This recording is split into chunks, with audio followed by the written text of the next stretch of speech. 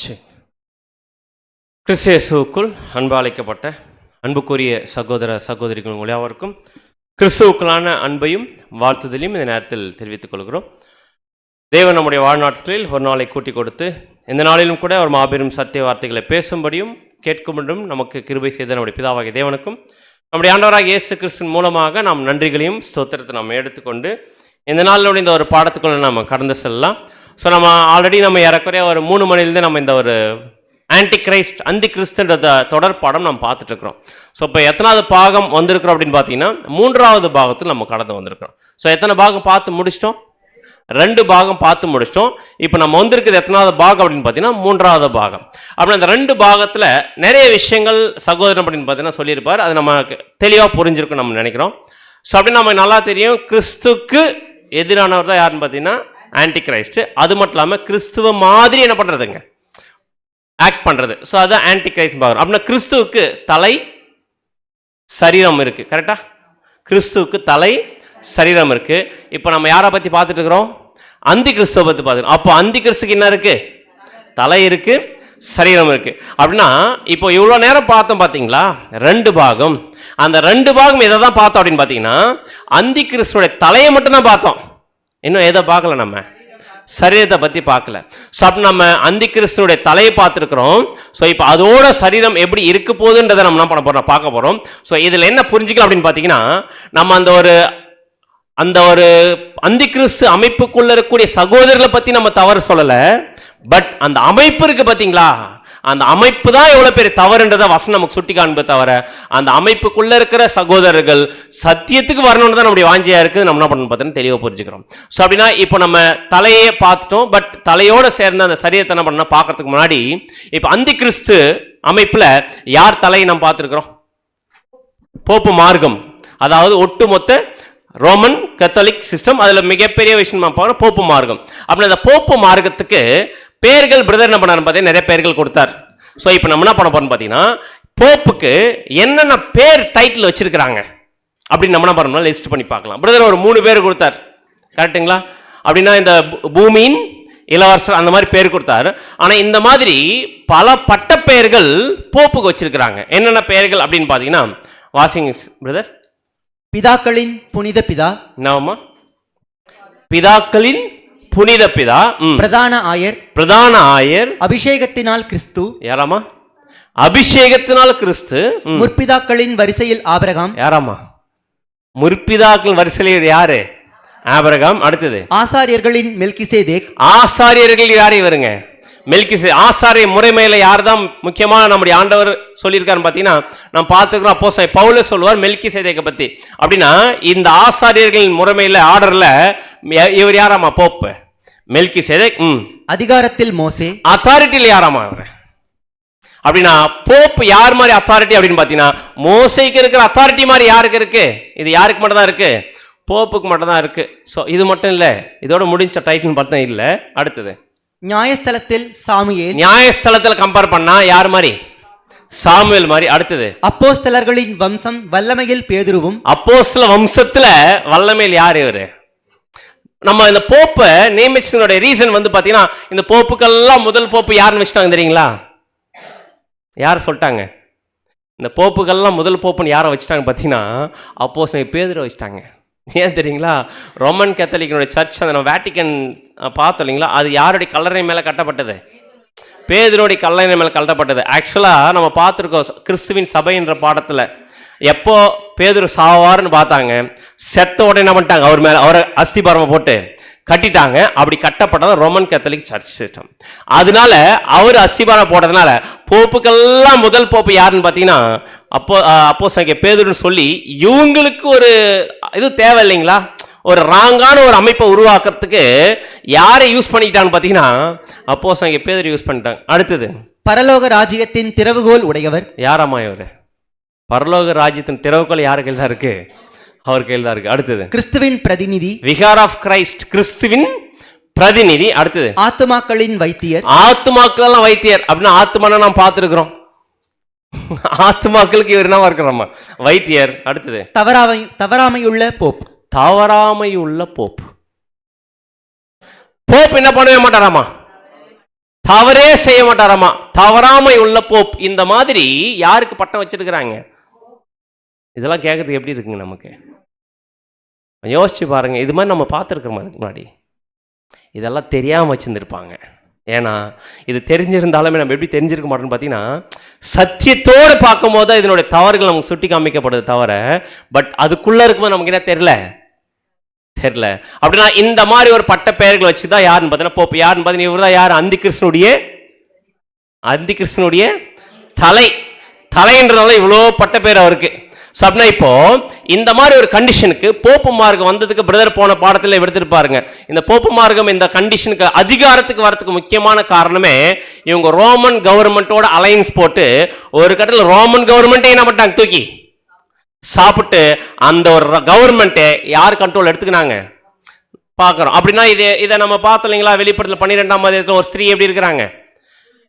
சூரியன் அழிந்திருக்கு. அவங்க எப்படி இருந்தாங்க? அவங்க கர்ப்பவதியா இருந்தாங்க. அந்த அங்கிருந்து குழந்தை பிறந்துச்சு இல்லையா? அந்த குழந்தை தான் யாரு? அந்தி கிறிஸ்து அமைப்பு அப்படின்னா நம்ம பார்க்குறோம். ஸோ அந்த ஒரு அந்தி கிறிஸ்து அமைப்பு வராம தடுக்கிறதுக்கு இந்த வலு சர்ப்பம் என்ன பண்ணிச்சு? மிருகம் வந்து தடுத்துச்சு. பட் என்ன பண்ண முடியல, அடுக்க முடியல. அந்த ஒரு இடத்த என்ன பண்ணிச்சு மாதிரி பிடிச்சிக்கிச்சு. ஸோ இப்போ இந்த மாதிரி உண்மை கிறிஸ்தவர்கள் மத்தியிலிருந்து பிரிஞ்சு ஒரு அந்தி கிறிஸ்து அமைப்பா உருவாக்கி எதையே தூக்கி சாப்பிட்டுச்சு அப்படின்னு பார்த்தீங்கன்னா ரோமன் கவர்மெண்ட்டையே தூக்கி சாப்பிட்டுச்சு. இப்போ அந்த ரோமன் கவர்மெண்ட்டுக்கு கோபம் வருமா வராதா? யார் மேலே வந்துச்சு தெரியுங்களா? இந்த குழந்தைய உருவாக்குச்சுல யாரு? யாருக்குள்ளேருந்து இந்த குழந்தை வெளியே வந்துச்சு? உண்மை சபை இல்லையா? இப்போ இந்த வலு சர்பம், அதாவது அந்த ரோமன் கவர்மெண்ட் என்ன பண்ண ஆரம்பிச்சுன்னு பார்த்தீங்கன்னா இதுக்கெல்லாம் காரணம் யாரு? கிறிஸ்தவர்கள் அப்படின்ட்டு அந்த சபை, உண்மை சபையா இருக்கிற அந்த ஸ்திரியை என்ன பண்ண ஆரம்பிச்சு தெரியுங்களா? அந்த மிருகம். வசனம் வாசிக்கலாம் பாருங்க. வெளிப்படுத்தல் 12ஆம் அதிகாரம் 17ஆம் வசனம். வெளிப்படுத்தல் 12ஆம் அதிகாரம் 17ஆம் வசனம். அப்பொழுது வலு சர்ப்பமானது ஸ்திரீயின் மேல் கோபம் கொண்டு. வலு சர்ப்பம் எது? Roman government. ரோமன் கவர்மெண்ட் யார் மேல் கோபம் ஆயிடுச்சாமா? யாரு? உண்மை சபை மேல் கோபம் ஆயிட்டு இப்ப என்ன முடிவு பண்ணிச்சுன்னு பாத்தீங்கன்னா இந்த உண்மை சபை யாரெல்லாம் இருக்காங்களோ அவங்க என்ன பண்ண முடிவு பண்ணுதுன்னு பாத்தீங்கன்னா வாசிங்க. தேவனுடைய கற்பனைகளை கை கொள்ளுகிறவர்களும் இயேசு கிறிஸ்துவை குறித்து சாட்சியை உடையவர்களும் ஆகிய அவளுடைய சந்ததியான மற்றவர்களுடனே யுத்தம் பண்ண போயிற்று. அப்படின்னா யாருக்கோட யுத்தம் பண்ண போக ஆரம்பிச்சிச்சு?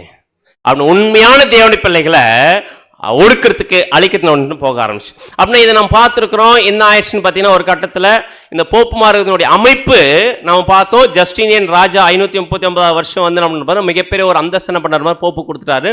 அதுலேருந்து 1799 வரைக்கும் 1260 வருஷம் நம்ம பார்த்தோம் இல்லைங்களா?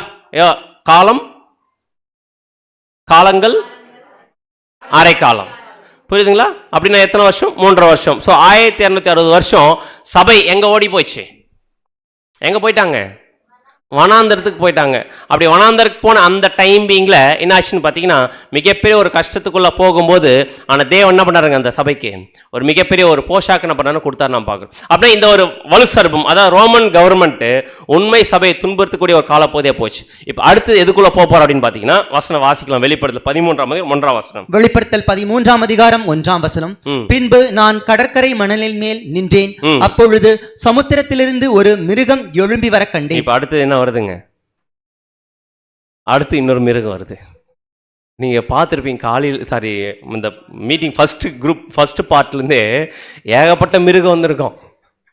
இப்போ வருது பாருங்க இந்த மிருகம். இந்த மிருகம் எதுன்றத இப்போ 2 பாடம் பார்த்தவங்க இந்த வசனத்தை படிச்சுட்டு இது எந்த மிருகம்னு கண்டுபிடிங்க. வாசிங்க.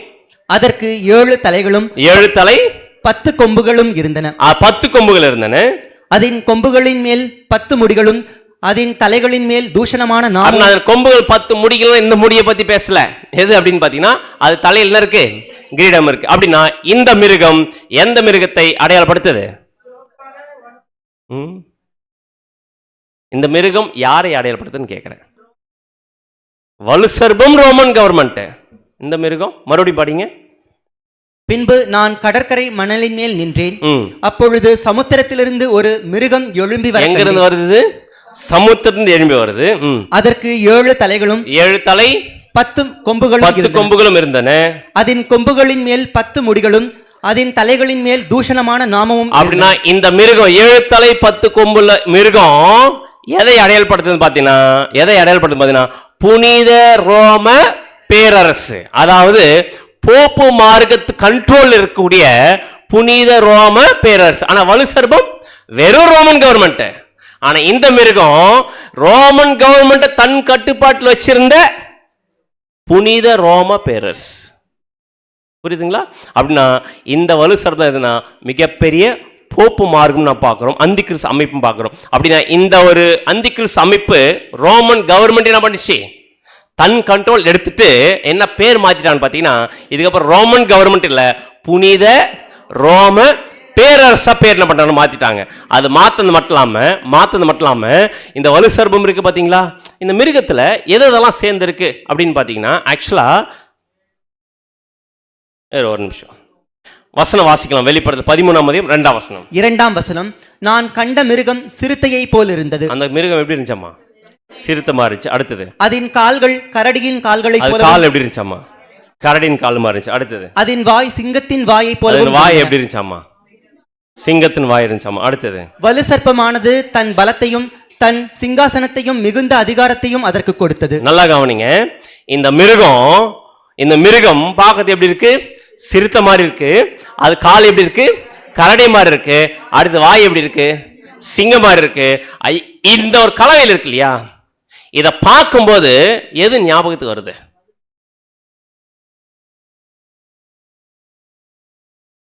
தானியேல் வரும் இறக்கவே வந்துட்டீங்க கிட்ட. இந்த மிருகம் பார்த்துருக்கு இல்லையா, எது சிறுத்தை, கரடி, சிங்கம் பார்த்தோமா? என்னென்ன சாம்ராஜ்யம்? சிங்கம் எந்த சாம்ராஜ்யம்? பாபிலோன். அடுத்தது கரடி மேதோ பெர்ஷியா, சிறுத்தை கிரேக்க சாம்ராஜ்யம், ரோம், கெடியும் பயங்கரமான மிருகம். அதான் இங்க வலு சர்பம். அப்படின்னா இந்த மிருகம் எப்படி இருக்கு தெரியுங்களா?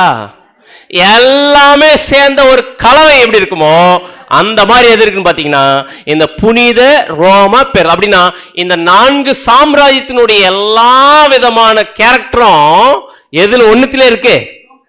புனித ரோம பேரரசுல இருக்குது. புரியுதுங்களா?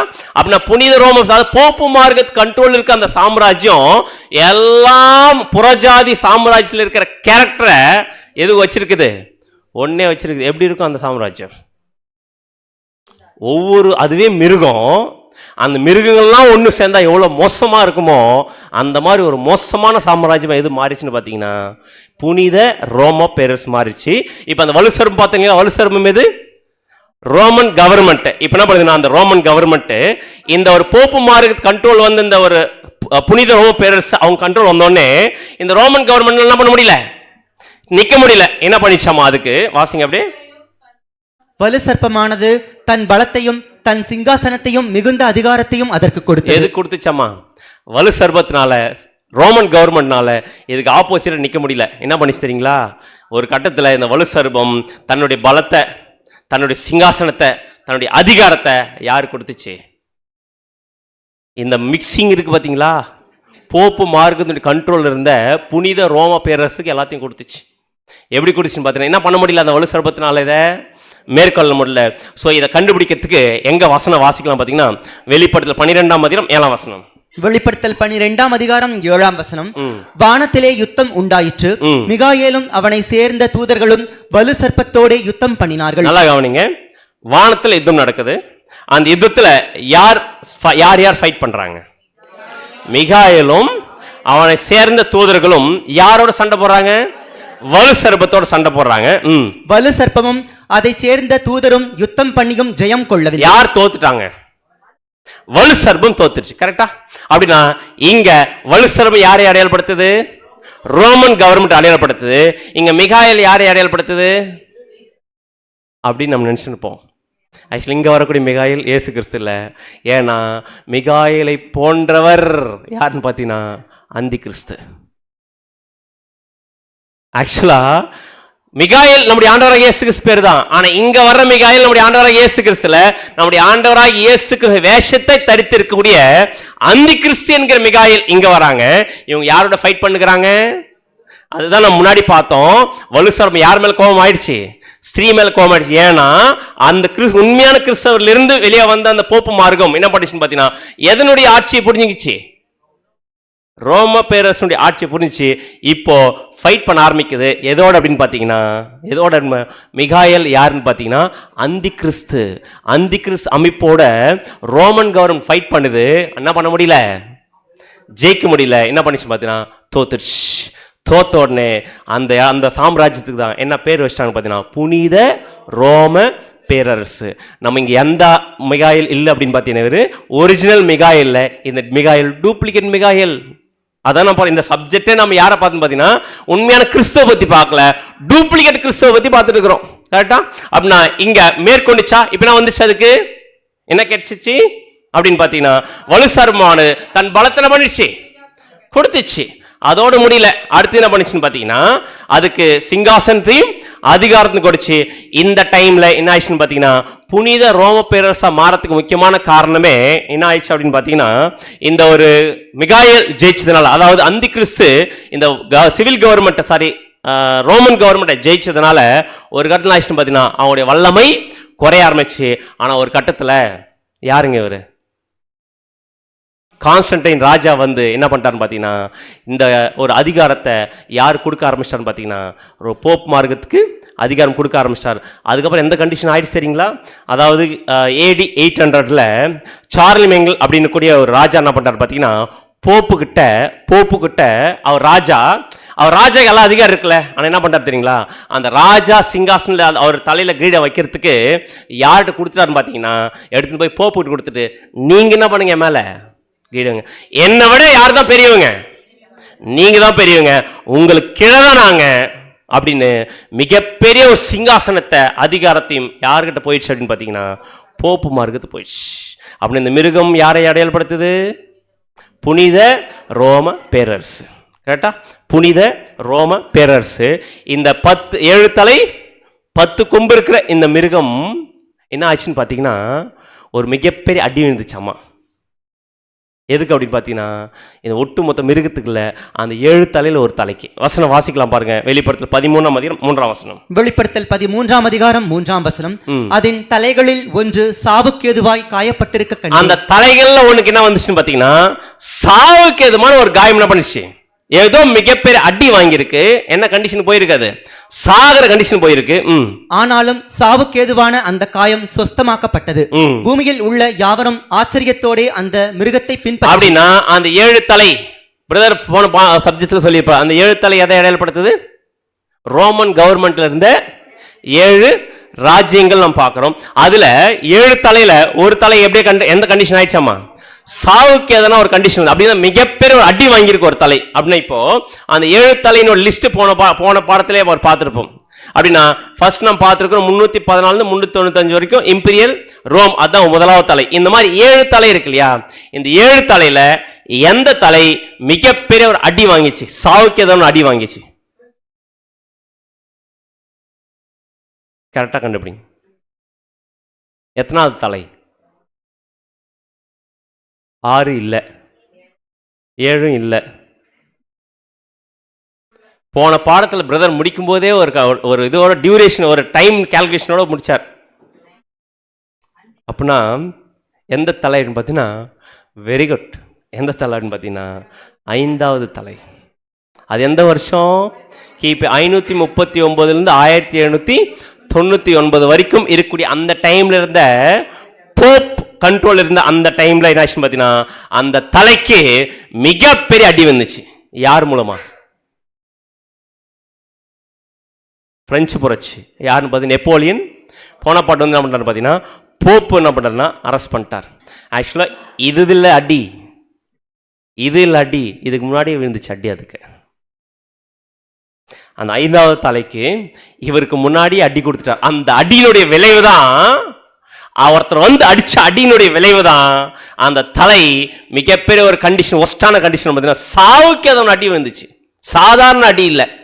போப் நெப்போலியன் போன பாட்டு வந்து என்ன பண்ணார் பார்த்தீங்கன்னா அரெஸ்ட் பண்ணார் 1890 பிரெஞ்சு புரட்சியில். அதுக்கு முன்னாடியே இந்த தலைக்கு என்ன பண்ணி பார்த்தீங்கன்னா மிகப்பெரிய அடி கொடுத்தது யாருன்னு பார்த்தீங்கன்னா அந்த ரோமன் கேத்தலிக்ல படிச்சு அங்கேயே பட்டம் வாங்கி அங்கே பிரீஸ்டா வேலை செஞ்சிருந்த ஒருத்தர் என்ன பண்ணார் பார்த்தீங்கன்னா பைபிள் எடுத்து படிச்சிட்டார்.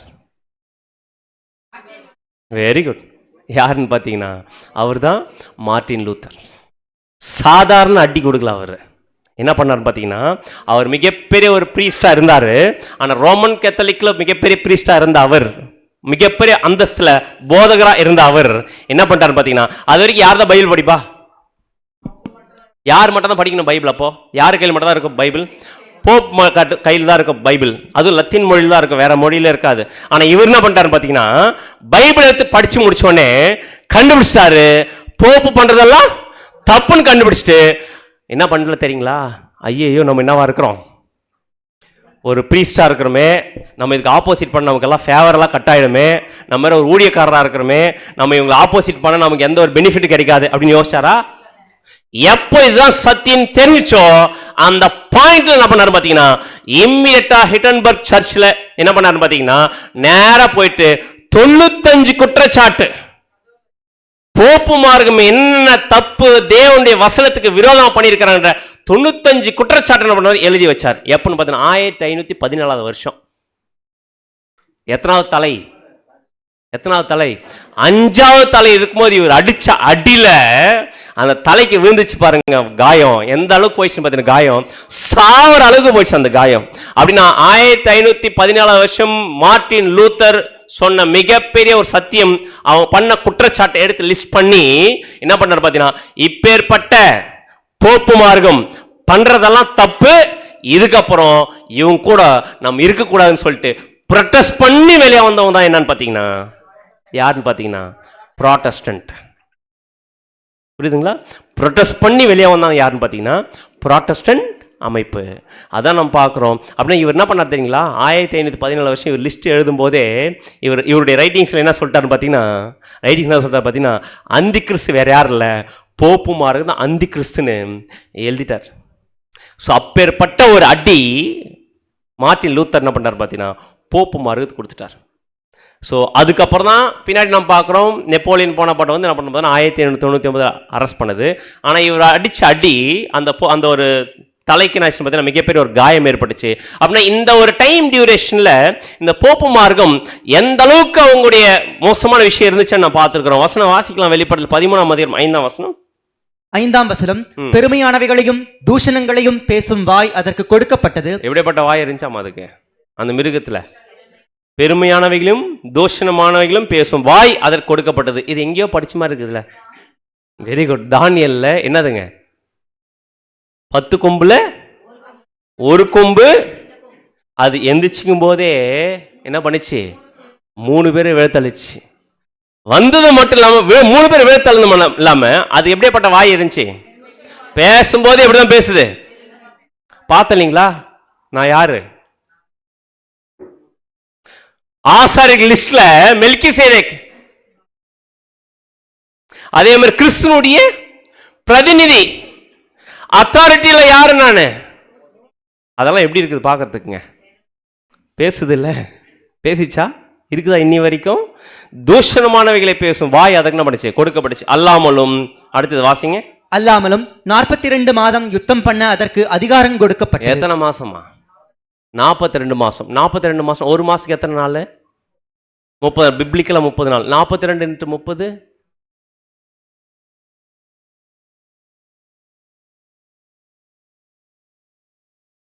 42 into 30 1260 நாள். 1260 நாள் இஸ் ஈக்குவல் டு 1260. எங்கேயோ பார்த்த மாதிரி இருக்கா? காலங்கள் அரைக்காலம் 3 வருஷம். அதை அப்படியே கேல்குலேட் பண்ணோம். ஏன்னு பார்த்தீங்கன்னா சபை வனாந்தரத்துக்கு ஓடி போன காலப்பகுதி. எந்த இடத்துல நீங்க உள்ள போனாலுமே இந்த அந்தி கிறிஸ்துடைய அந்த ஒரு காலப்பகுதி தேவன் அழகா பியூட்டிஃபுல்லா பண்ணியிருக்காரு. பார்த்தீங்கன்னா மறைச்சு வச்சிருக்கிறார். அப்படி இந்த அந்தி கிறிஸ்து அமைப்பு இதை நம்ம கண்டுபிடிச்சிட்டோம். இந்த அமைப்புல சேரக்கூடியவர்கள் எங்க போக முடியாதுன்னு பார்த்தீங்கன்னா வசனம் வாசிக்கலாம் பாருங்க. வெளிப்படுத்தல் 13ஆம் அதிகாரம் 8ஆம் வசனம். 8ஆம் வசனம், உலகத் தோற்றம் முதல் அடிக்கப்பட்ட ஆட்டுக்குட்டியினுடைய ஜீவ புஸ்தகத்தில் பேரெழுதப்பட்டிராத பூமியின் குடிகள் யாவரும் அதை வணங்குவார்கள். யார் தான் வணங்குவாங்களாமா அந்தி கிறிஸ்துவ? உலக தோற்றம் முதல் அடிக்கப்பட்ட ஆட்டுக்குட்டியுடைய ஜீவ புஸ்தகத்தில் பேர் எழுதப்பட்டு இராத பூமியின் குடிகள் யாவரும் அதை என்ன பண்ணுவாங்க? வணங்க. அப்படின்னா இதை வணங்கக்கூடியவர்கள் எல்லாருமே என்னவா மாற முடியாதுன்னு பார்த்தீங்கன்னா, கிறிஸ்துவ ஜீவ புஸ்தகம் என்ன பண்ண முடியாது? பேர் எழுத முடியாது. அப்படின்னா நம்ம கிறிஸ்துவோடைய ஜீவ புஸ்தகம் உங்க பேர் எங்க பேர் எழுதணும்னா என்ன பண்ணக்கூடாது? நம்ம வணங்கக்கூடாது. எதை? அந்த மிருகத்தை என்ன பண்ண வணங்கக்கூடாது. அப்படின்னா காது உள்ளவன் எவனோ அவன் கேட்கணும். இப்போ ஒரு முக்கியமான பாட்டுக்குள்ள வரப்போறோம். என்ன முக்கியமான பாட்டுனா, பிரதர் போன பாட்டிலே சொன்னாரு, எதை பத்தி இன்னும் பார்க்கல? 666. அது யாருடைய நம்பர்? அந்தி கிறிஸ்து நம்பர். அந்த அந்தி கிறிஸ்து நம்பர் யாருன்னா இல்லைன்னா அவங்க என்ன பண்ண முடியாது? கொல்லவும் முடியாது, வாங்க முடியாது. அப்படின்னா அந்த அந்தி கிறிஸ்து நம்பரை பத்தி பார்க்கறதுக்கு உள்ள போறோம். வசனம் வாசிக்கலாம். வெளிப்படுத்தல் 13 18 வசனம். 18 வசனம். இதிலே ஞானம் விளங்கும். அந்த மிருகத்தின் லக்கத்தை புத்தியுடையவன் கணக்கு பார்க்க கடவன். அது மனுஷனுடைய லக்கமாய் இருக்கிறது. அப்படின்னா இதுல தெளிவா சொல்ற, இதுல என்ன இருக்கும்? ஞானம் விளங்கும். அந்த மிருகத்தினுடைய லக்கத்தை, எந்த மிருகத்தை? அந்தி கிறிஸ்து. அந்தி கிறிஸ்து யார்? நம்ம பார்த்திருக்கிறோம். இவ்வளவு நேரம் என்ன பார்த்திருக்கிறோம்? போப்பு மார்க்கம் அப்படின்னு பார்த்தோம். அப்படி இந்த அந்தி கிறிஸ்து அமைப்பு, அந்த மிருகத்தின் லக்கத்தை புத்தியுடன் என்ன பண்ணும்? கணக்கு பார்க்கணும். புத்தியுடன் இருந்தா என்ன பார்ப்பாங்க? கணக்கு பார்க்கணும். அந்த கணக்குல அந்தி கிறிஸ்து நம்பர் நம்ம இருக்குது. அது மனுஷனுடைய லக்கமா இருக்குது. அதனுடைய லக்கம் 666. Number of the beast. மிருகத்தினுடைய லக்கம் 666. இது எதனுடைய நம்பர்? அந்தி கிறிஸ்துடைய நம்பர். அந்தி கிறிஸ்து யாருன்னு கண்டுபிடிச்சோம் இல்லையா? அப்ப அந்தி கிறிஸ்து போப்பு மார்க்கம். அப்படின்னா அந்த போப்பு மார்க்கத்துக்குள்ள இருக்கிற அந்த நம்பர் 666 எதை அடையாளப்படுத்து நம்ம என்ன பண்ண இருப்போம்? பார்க்க போறோம். அப்படின்னா போப்பு இருக்காரு இல்லையா? போப்பு அந்த வேட்டிக்கன் சிட்டில வெளியே வரும்போது, எப்போ வெளியே வருவார்னு பார்த்தீங்கன்னா, எப்போ வரும்போது குட் ஃப்ரைடே என்ன பண்ணணும்? வெளியே வருவார் ஜனங்களை பார்க்கறதுக்கு. அப்படி வரும்போது முக்கியமா அந்த குட் ஃப்ரைடே அன்னைக்கு அவர் வெளியே வரும்போது என்ன பண்ணுவார் பார்த்தீங்கன்னா, சாதாரண வெளியே வர மாட்டாரு. அன்னைக்கு அவருடைய தலையில ஒரு கிரீடத்தோடு தான் நம்ம வெளியே வருவார். இந்த கிரீடம் போட்டு தான் வெளியே வருவார். இந்த கிரீடம் போட்டுட்டு வெளியே வர்றது எதை ரெப்ரசன்ட் பண்ணுன்னு பார்த்தீங்கன்னா, representative of the son of God, தேவனுடைய குமாரனுடைய பிரதிநிதி நானு அப்படின்னு பிரதிபலிக்கக்கூடிய ஒரு இதுதான் எதுன்னு பார்த்தீங்கன்னா, அந்த கிரீடத்தில் அவர் போட்டுட்டு வர்றது. அதில் என்ன எழுதியிருக்கும் தெரியுங்களா? என்னன்னு எழுதியிருக்குங்க? விகாரஸ் பிலதி அப்படின்னு போட்டிருக்கோம். அப்படின்னு என்ன அர்த்தம் தெரியுங்களா? தேவனுடைய குமாரனுடைய பிரதிநிதின்னு அர்த்தம். அந்த பட்டத்தை அந்த கிரீடத்தில் போட்டு அவர் என்ன பண்ணார் பார்த்தீங்கன்னா, வெளியே வருவார். அப்படின்னா இப்போ நம்ம எதை கண்டுபிடிக்க போகிறோம் தெரியுங்களா? அந்தி கிறிஸ்து யாரு? போப்பு மார்க்கம் பார்த்துறோம். இவங்களுடைய தலையில் இருக்கக்கூடிய அந்த கிரீடம் என்ன சொல்லுதுன்னு பார்த்தீங்கன்னா, நான் யாருன்னு சொல்லுது. அந்த கிரீடத்தில் எழுதியிருக்கிற பட்டம் தேவனுடைய குமாரனுடைய பிரதிநிதி அப்படின்றத வெளிப்படுத்துற அளவுக்கு பார்த்தீங்கன்னா அந்த ஒரு கிரீடத்தில் எழுதப்பட்டிருக்கு. இப்போ புத்தி உள்ளவன் என்ன பண்ணணும்? இப்போ நம்ம என்ன கணக்கு பார்க்கறது அப்படின்னு பார்த்தீங்கன்னா, அந்த வார்த்தை இருக்கு இல்லைங்களா? விகாரியஸ் பிலதி அப்படின்னு கூடிய வார்த்தையை என்ன பண்ண இப்போ நம்ம கணக்கு பார்க்கணும். எப்படி பார்க்கறது அப்படின்னு பார்த்தீங்கன்னா, ஒவ்வொரு வார்த்தைக்கும் ஆக்சுவலா ரோமன் கவர்மெண்ட் தானே போப்பு மார்க்கம் கண்ட்ரோல் எடுக்கும்போது புனித ரோம பேரை சமாளிச்சு அப்படின்னா அவங்க எழுதக்கூடிய வார்த்தை ஒவ்வொன்றுத்துக்குமே என்ன இருக்கு? வேல்யூ இருக்கு. ரோமன்ஸ் லெட்டர் கேள்விப்பட்டிருக்கிறோமா? ரோமன்ஸ் லெட்டர், ஒவ்வொரு ரோமன்ஸ் லெட்டருக்கு என்ன இருக்கு? வேல்யூ இருக்கு. அப்படின்னா அதில் எழுதியிருக்கக்கூடிய அந்த வார்த்தையினுடைய வேல்யூவை, ரோமன்ஸ் வேல்யூவை போய் பார்த்தா வி அப்படின்னா என்ன நம்பர்? 5. அந்த மாதிரி விகாரியஸ் பிலடை அப்படின்னு வார்த்தைக்கு ரோமன்ஸ் லெட்டரை கால்குலேட் பண்ணா என்ன வருது அப்படின்னு பார்த்தீங்கன்னா, விகாரியஸ் அப்படின்னு வார்த்தையினுடைய கூட்டுத்தொகை எவ்வளவு அப்படின்னு பார்த்தீங்கன்னா,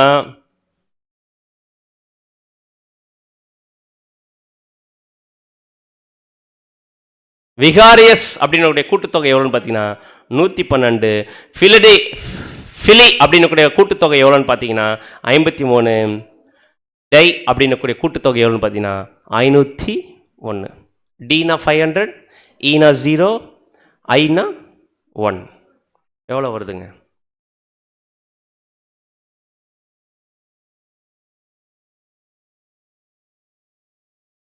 என்ன வரும்னு பார்த்தீங்கன்னா டோட்டல் 112, 53, 501, டோட்டல் 666. அந்தி கிறிஸ்துனுடைய அமைப்பினுடைய என்ன எதுன்னு பார்த்தீங்கன்னா 666. இந்த ஒரு விஷயம் தெரியாம நம்ம போய் என்ன பண்ணணும் பார்த்தீங்கன்னா, அந்தி கிறிஸ்து எது ஆதார் கார்டு, அந்தி கிறிஸ்து கூகுள், அந்த ஒரு என்னதுங்க கூகுள் குரோமு, ஏஐ, மோடி தான் அந்தி கிறிஸ்து, ட்ரம்ப் தான் அந்தி கிறிஸ்து அப்படின்னு சொல்லிட்டு ஆர்டிஃபிஷியல் இன்டெலிஜென்ஸ் தான் அந்தி கிறிஸ்துன்னு சாத்தான் என்ன பண்ணிட்டான்னு பார்த்தீங்கன்னா நம்மளை எங்கேயோ டைவர்ட் பண்ணிட்டு இருக்கிறான். ஆனா உண்மையான அந்தி கிறிஸ்து யாருன்றத தேவன் இன்னைக்கு என்ன பண்ணிருக்காரு பார்த்தீங்கன்னா தெளிவா காமிச்சிருக்காரு. ஸோ அது மட்டும் இல்லாம ஆக்சுவலா இன்னொரு விதத்துல இது மட்டும் இல்ல இன்னொரு விதத்துல பாத்தீங்கன்னா ஆக்சுவல் ரோமன் கேத்தலிக் சர்ச்சினுடைய அபிஷியல் லாங்குவேஜ் என்ன தெரியுங்களா? என்ன லாங்குவேஜ்? Official language Latin. கரெக்டா இல்லைங்களா? அப்படி லத்தீன் மொழியில் தான் அவங்க எல்லா டாக்குமெண்ட்ஸும் பப்ளிஷ் பண்ணுவாங்க. அப்படி லத்தீன் பேசக்கூடிய ஒருத்தர் யாருன்னு பாத்தீங்கன்னா அவர் தான் யாரு? போப்பு தான் லத்தீன் மொழி பேசுவாரு. அப்படி அந்த லத்தீன் ஸ்பீக்கிங் மேன் அப்படின்ற வார்த்தைக்கு கிரீக்ல என்ன சொல்லுவாங்க பாத்தீங்கன்னா லெட்டினோஸ் அப்படின்னு கூட வார்த்தை வரும். இது யார் தான் பேசுவார்? லத்தீன் ஸ்பீக்கிங் மேன் யாருன்னு பாத்தீங்கன்னா போப்பு தான். இந்த கிரீக்ல இதனுடைய வேல்யூவை போய் பார்த்தா அதுவும் எவ்வளவுதான் வருதுன்னு பாத்தீங்கன்னா 666. இது கிரீக் வேல்யூ மட்டும் இல்ல, ஹீப்ரு வேல்யூ எடுத்து பார்த்தாலுமே அதிலுமே 666. இது முழுக்க யாருடைய எண் அப்படின்னு பார்த்தீங்கன்னா அந்தி கிறிஸ்துனுடைய அமைப்பு. அந்தி கிறிஸ்து போப்பு மார்க்கத்தை அங்கீகரிக்கலனா உங்களுக்கு எந்த ஒரு பெனிஃபிட் என்ன பண்ணாது, கிடைக்காது. போப்பு மார்க்கத்தை அங்கீகரிச்சாதான் எல்லாம் பெனிஃபிட் என்ன பண்ண முடியும் உங்களுக்கு வரும். இதுதான் 666 ஒரு எண் அப்படின்னு நம்ம பார்த்தோம். அப்படின்னா இந்த ஒரு விஷயம் நமக்கு தெளிவாக புரிஞ்சா அப்படின்னா அந்தி கிறிஸ்து யாரு? போப்பு மார்க்கம். அந்தி கிறிஸ்துடைய எண் 666 அப்படின்றது பார்த்தீங்கன்னா போப் தலையில வச்சிருக்க அந்த பட்டம், அதாவது சன் ஆஃப் காட், அதாவது தேவனுடைய குமாரனுடைய பிரதிநிதிக்கு அந்த பட்டத்துக்கு பேர் என்ன இருக்கும் பார்த்தீங்கன்னா எண் எவ்வளவு வருதுன்னு பார்த்தீங்கன்னா 666.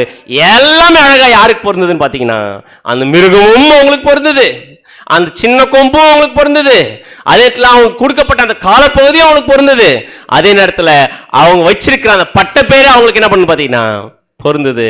அவங்க தான் அந்தி கிறிஸ்துன்றத பல விதத்துல பல டைமென்ஷனல் தேவன் என்ன பண்றாரு பார்த்தீங்கன்னா புரிய வச்சிட்டார். ஸோ இப்போ எதை மட்டும் தான் பார்த்துன்னு இருக்கிறோம்? தலையை மட்டும் தான் பார்க்குறோம், இன்னும் எதை பார்க்கல, சரீரம் பார்க்கல. இப்போ சரீரம் பார்க்கணும்னா இப்போ எந்த மிருகத்தை மட்டும் பார்த்தோம் பார்த்தீங்கன்னா தலைன்ற மிருகத்தை பார்த்தோம். இப்போ எந்த மிருகத்தை போய் பார்க்கலாம்? சரீரம் என்கிற மிருகத்தை போய் பார்க்கலாம். இப்போ வசனம் வாசிக்கலாம். வெளிப்படுத்தல் 13 வசனம். 11 வசனம். பின்பு வேறொரு மிருகம் பூமியிலிருந்து எழும்ப கண்டேன். இது என்ன மிருகம்? இது வேற மிருகம், எந்த மாதிரி இல்ல, அதே மிருகம் இல்ல, இது வேற மிருகம் பூமியில் எழுந்து வர கண்டேன். அது ஒரு ஆட்டுக்குட்டிக்கு ஒப்பாக 2 கொம்புகளை உடையதா இருந்து. எப்படி இருக்குங்க பார்க்கறதுக்கு?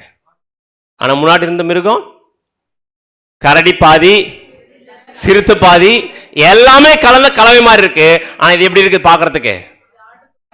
ஆட்டுக்குட்டி மாதிரி இருக்குது. அடுத்தது வலு சர்ப்பத்தை போல பேசினது. அது ஆட்டுக்குட்டி மாதிரி இருக்கு. எத்தனை கொம்பு இருக்கு? 2 கொம்பு இருக்கு. ஆனா பேசினா எது மாதிரி தான் பேசுது? பார்க்கறது ஆட்டுக்குட்டி மாதிரி இருக்குதுன்னு ஏமாந்துட வேண்டாம். ஆனா பேசும்போது எது மாதிரியே பேசுது?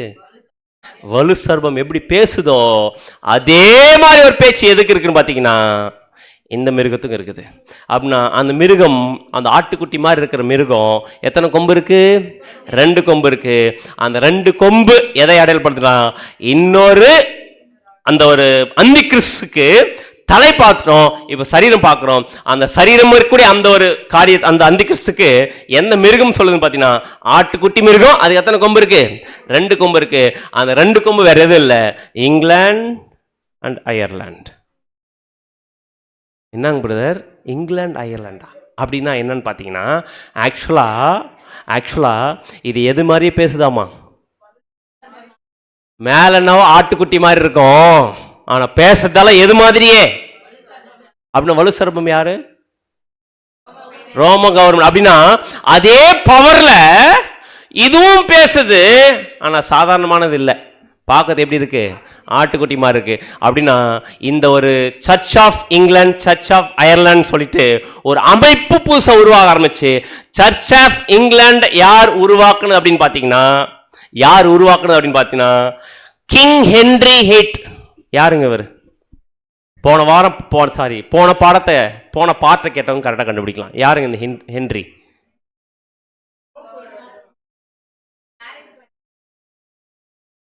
Very good sister. அப்படி இந்த ஹென்றி வேற யாரும் இல்ல, போப் வந்து இவர் மேரேஜ் பண்ணிக்கணும், அந்த மேரேஜ் போப் அங்கீகரிக்காதனால ஒரு மிகப்பெரிய ஒரு பனிஷ்மெண்டோட வர வச்சார் பாத்தீங்களா. இந்த டைம்ல அதிருப்தி ஆன உடனே இவர் என்ன பண்ணிட்டாருன்னா எதை விட்டுட்டு பிரிஞ்சுட்டார். போப்பு கிட்ட இருந்து, ரோமன் கேத்தலிக் சர்ச் சிஸ்டம்ல இருந்து இவர் பிரிஞ்சு போய் இந்த ஒரு அதிருப்தியில கஷ்டத்துல என்ன பண்ணா பிரிஞ்சு போய் தனியா ஒரு சர்ச் சிஸ்டம் ஆரம்பிச்சார். அதுக்கு பேர் தான் church of England, church of Ireland. இது வேற யாரும் இல்ல, இது பிரிட்டிஷ் கவர்மெண்ட்டை தன் கண்ட்ரோல் வச்சுட்டு இருக்கிற அவங்க தான் இந்த ஒரு அமைப்பையே உருவாக்க ஆரம்பிச்சாங்க. ஆனால் இந்த அமைப்பை உருவாக்குனது வேற யாரும் இல்லை, இது யாருன்னு பார்த்தீங்கன்னா புராட்டஸ்டன்ட் அமைப்பு. எதிலிருந்து பிரிஞ்சு போனவங்க? ரோமன் கேத்தலிக் சர்ச் சிஸ்டம்லேருந்து பிரிஞ்சு போனவங்க யாருன்னு பார்த்தீங்கன்னா புராட்டஸ்டன்ட் அமைப்பு. அப்படின்னா அது வலு சர்பத்தினுடைய கண்ட்ரோலில் எது எடுத்துச்சுன்னு பார்த்தீங்கன்னா போப்பு மார்க்கம் எடுத்துச்சு. ரோமன் கவர்மெண்ட்டை அந்த ஒரு அத்தாரிட்டி அது எடுத்துக்கிச்சு. ஆனால் church of England, church of Ireland எதை எடுத்துச்சுன்னு பார்த்தீங்கன்னா பிரிட்டிஷ் கவர்மெண்ட்டோட கண்ட்ரோலில் என்ன பண்ணிச்சு பார்த்தீங்கன்னா தன்னுடைய இதுவாக என்ன பண்ணிச்சுன்னா மாற்றிக்கிச்சு. ஸோ அதில் முக்கியமான இவர் என்ன பண்ணார் பார்த்தீங்கன்னா இருந்தார். இதுக்கெல்லாம் மூல காரணம் யாருன்னு பார்த்தீங்கன்னா மார்ட்டின் லூத்தர். பட் அவர் வெளியே வரும்போது என்ன நோக்கம் தான் வெளியே வந்தாருங்க, இவன் பண்றதெல்லாம் தப்புன்னு சொல்லிட்டு வெளியே வந்தாரு. அப்படி வெளியே வந்த இந்த church of England, church of Ireland பின்னாடி என்ன பண்ணிச்சு பார்த்தீங்கன்னா ஹென்றி மூலமா உருவாக்கப்பட்டிருந்தாலும் வசனம் வாசிக்கலாம். வெளிப்படுத்தல் 13:14 14 வசனம். மிருகத்தின் முன்பாக அந்த அற்புதங்களை செய்யும்படி தனக்கு கொடுக்கப்பட்ட சத்துவத்தினாலே பூமியின் குடிகளை மோசம் போக்கி பட்டயத்தினாலே காயப்பட்டு பிழைத்த மிருகத்திற்கு ஒரு சொரூபம் பண்ண வேண்டும். ஆக்சுவலா ஒரு மிருகத்துக்கு சொரூபம் உருவாக்கணும் பிளான் பண்ணிட்டு இருக்காங்க. எந்த மிருகம்? காயப்பட்ட மிருகம். எதனால காயமாச்சாமா? பட்டயத்தினால் காயமாச்சாமா. அந்த காயமான மிருகம் எது நம்ம கண்டுபிடிச்சோம்?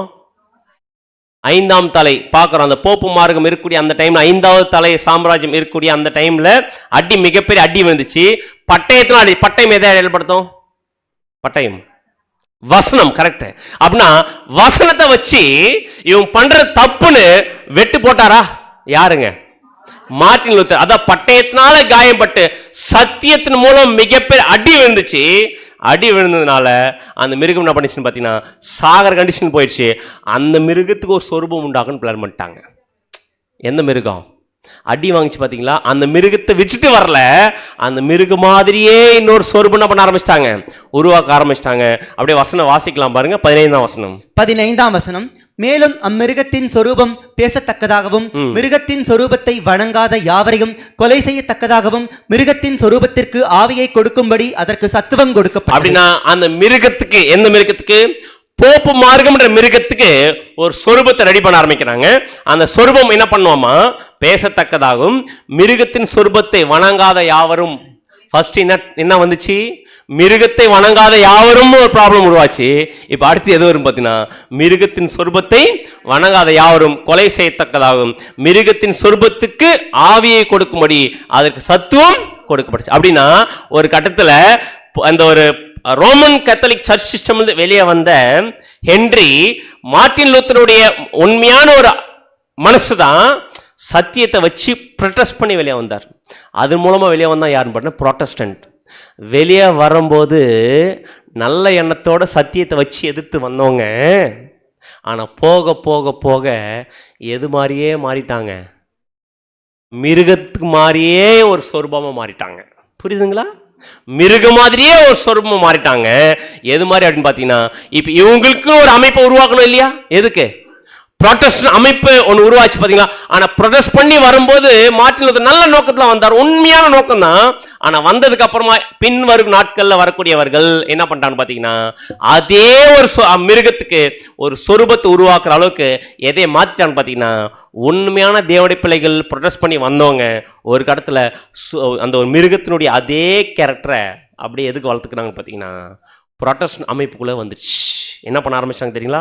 ரோமன் கேத்தலிக் ப்ரொடெஸ்ட் பண்ணி வந்தவங்க என்ன பண்ண ஆரம்பிச்சாங்க பார்த்தீங்கன்னா, ஒரு மூமெண்ட் உருவாக்குனாங்க, ஒரு இயக்கத்தை உருவாக்கி, எக்கனாமிக்கல் இயக்கத்தை உருவாக்கி, மூமெண்ட் உருவாக்கி, அதுக்கப்புறம் ஒரு அலைன்ஸ் பண்ண ஆரம்பிச்சாங்க. எப்படின்னு பார்த்தீங்கன்னா, இந்த ஒரு ப்ரொடெஸ்டன்ட் அமைப்புக்குள்ள இருக்கிற எல்லாரும் ஒன்று சேரணும் அப்படின்னு சொல்லிட்டு இவாஞ்சலிக்கல் அலையன்ஸ் அலையன்ஸ் ஏற்படுத்திட்டு ஃபைனலா வேர்ல்டு கவுன்சில் ஆஃப் சர்ச் அப்படின்னு கூடிய ஒரு மிகப்பெரிய ஒரு அமைப்பை உருவாக்கி எல்லா இந்த புரோட்டஸ்டன்ட் அமைப்புக்குள்ள இருக்கிறவங்க எல்லாருமே எப்படி இருக்கலாம், ஒருங்கிணைஞ்சு இருக்கலாம் அப்படின்னு சொல்லும் போது இதுக்குள்ள யார் இல்ல, யார் வரமாட்டாங்க, ரோமன் கேத்தலிக் வரல, இது யார் மட்டும்தான், புரோட்டஸ்டன்ட் அமைப்பு எல்லாமே ஒன்று சேர்ந்தவங்க தான். இதுல ரோமன் கேத்தலிக் வரல. ஏன் தெரியுங்களா?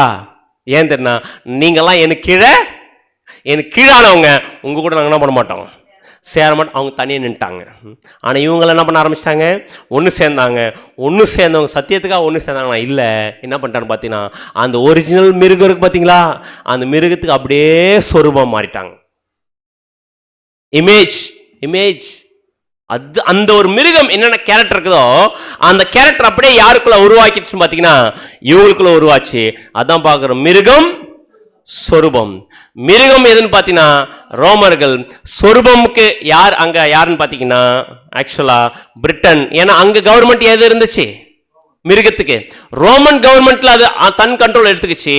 ஆனா சொரூபம் யார் கண்ட்ரோல் இருக்குது அப்படின்னு பார்த்தீங்கன்னா பிரிட்டனுடைய கண்ட்ரோல் இருந்துச்சு.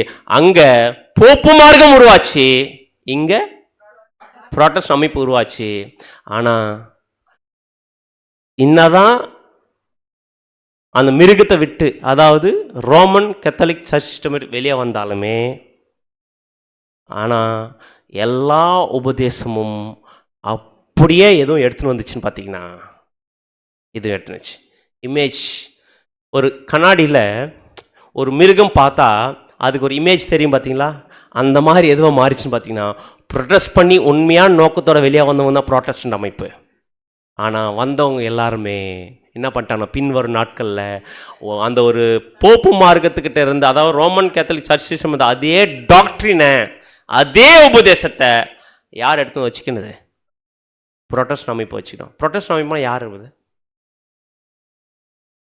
புரோட்டஸ்டன்ட் அமைப்புன்னு சொல்கிற பதிலாக அவங்களாம் யாருன்னு கேட்குறேன். எதெல்லாம் புரோட்டஸ்டன்ட் அமைப்புக்குள்ளே வரும்?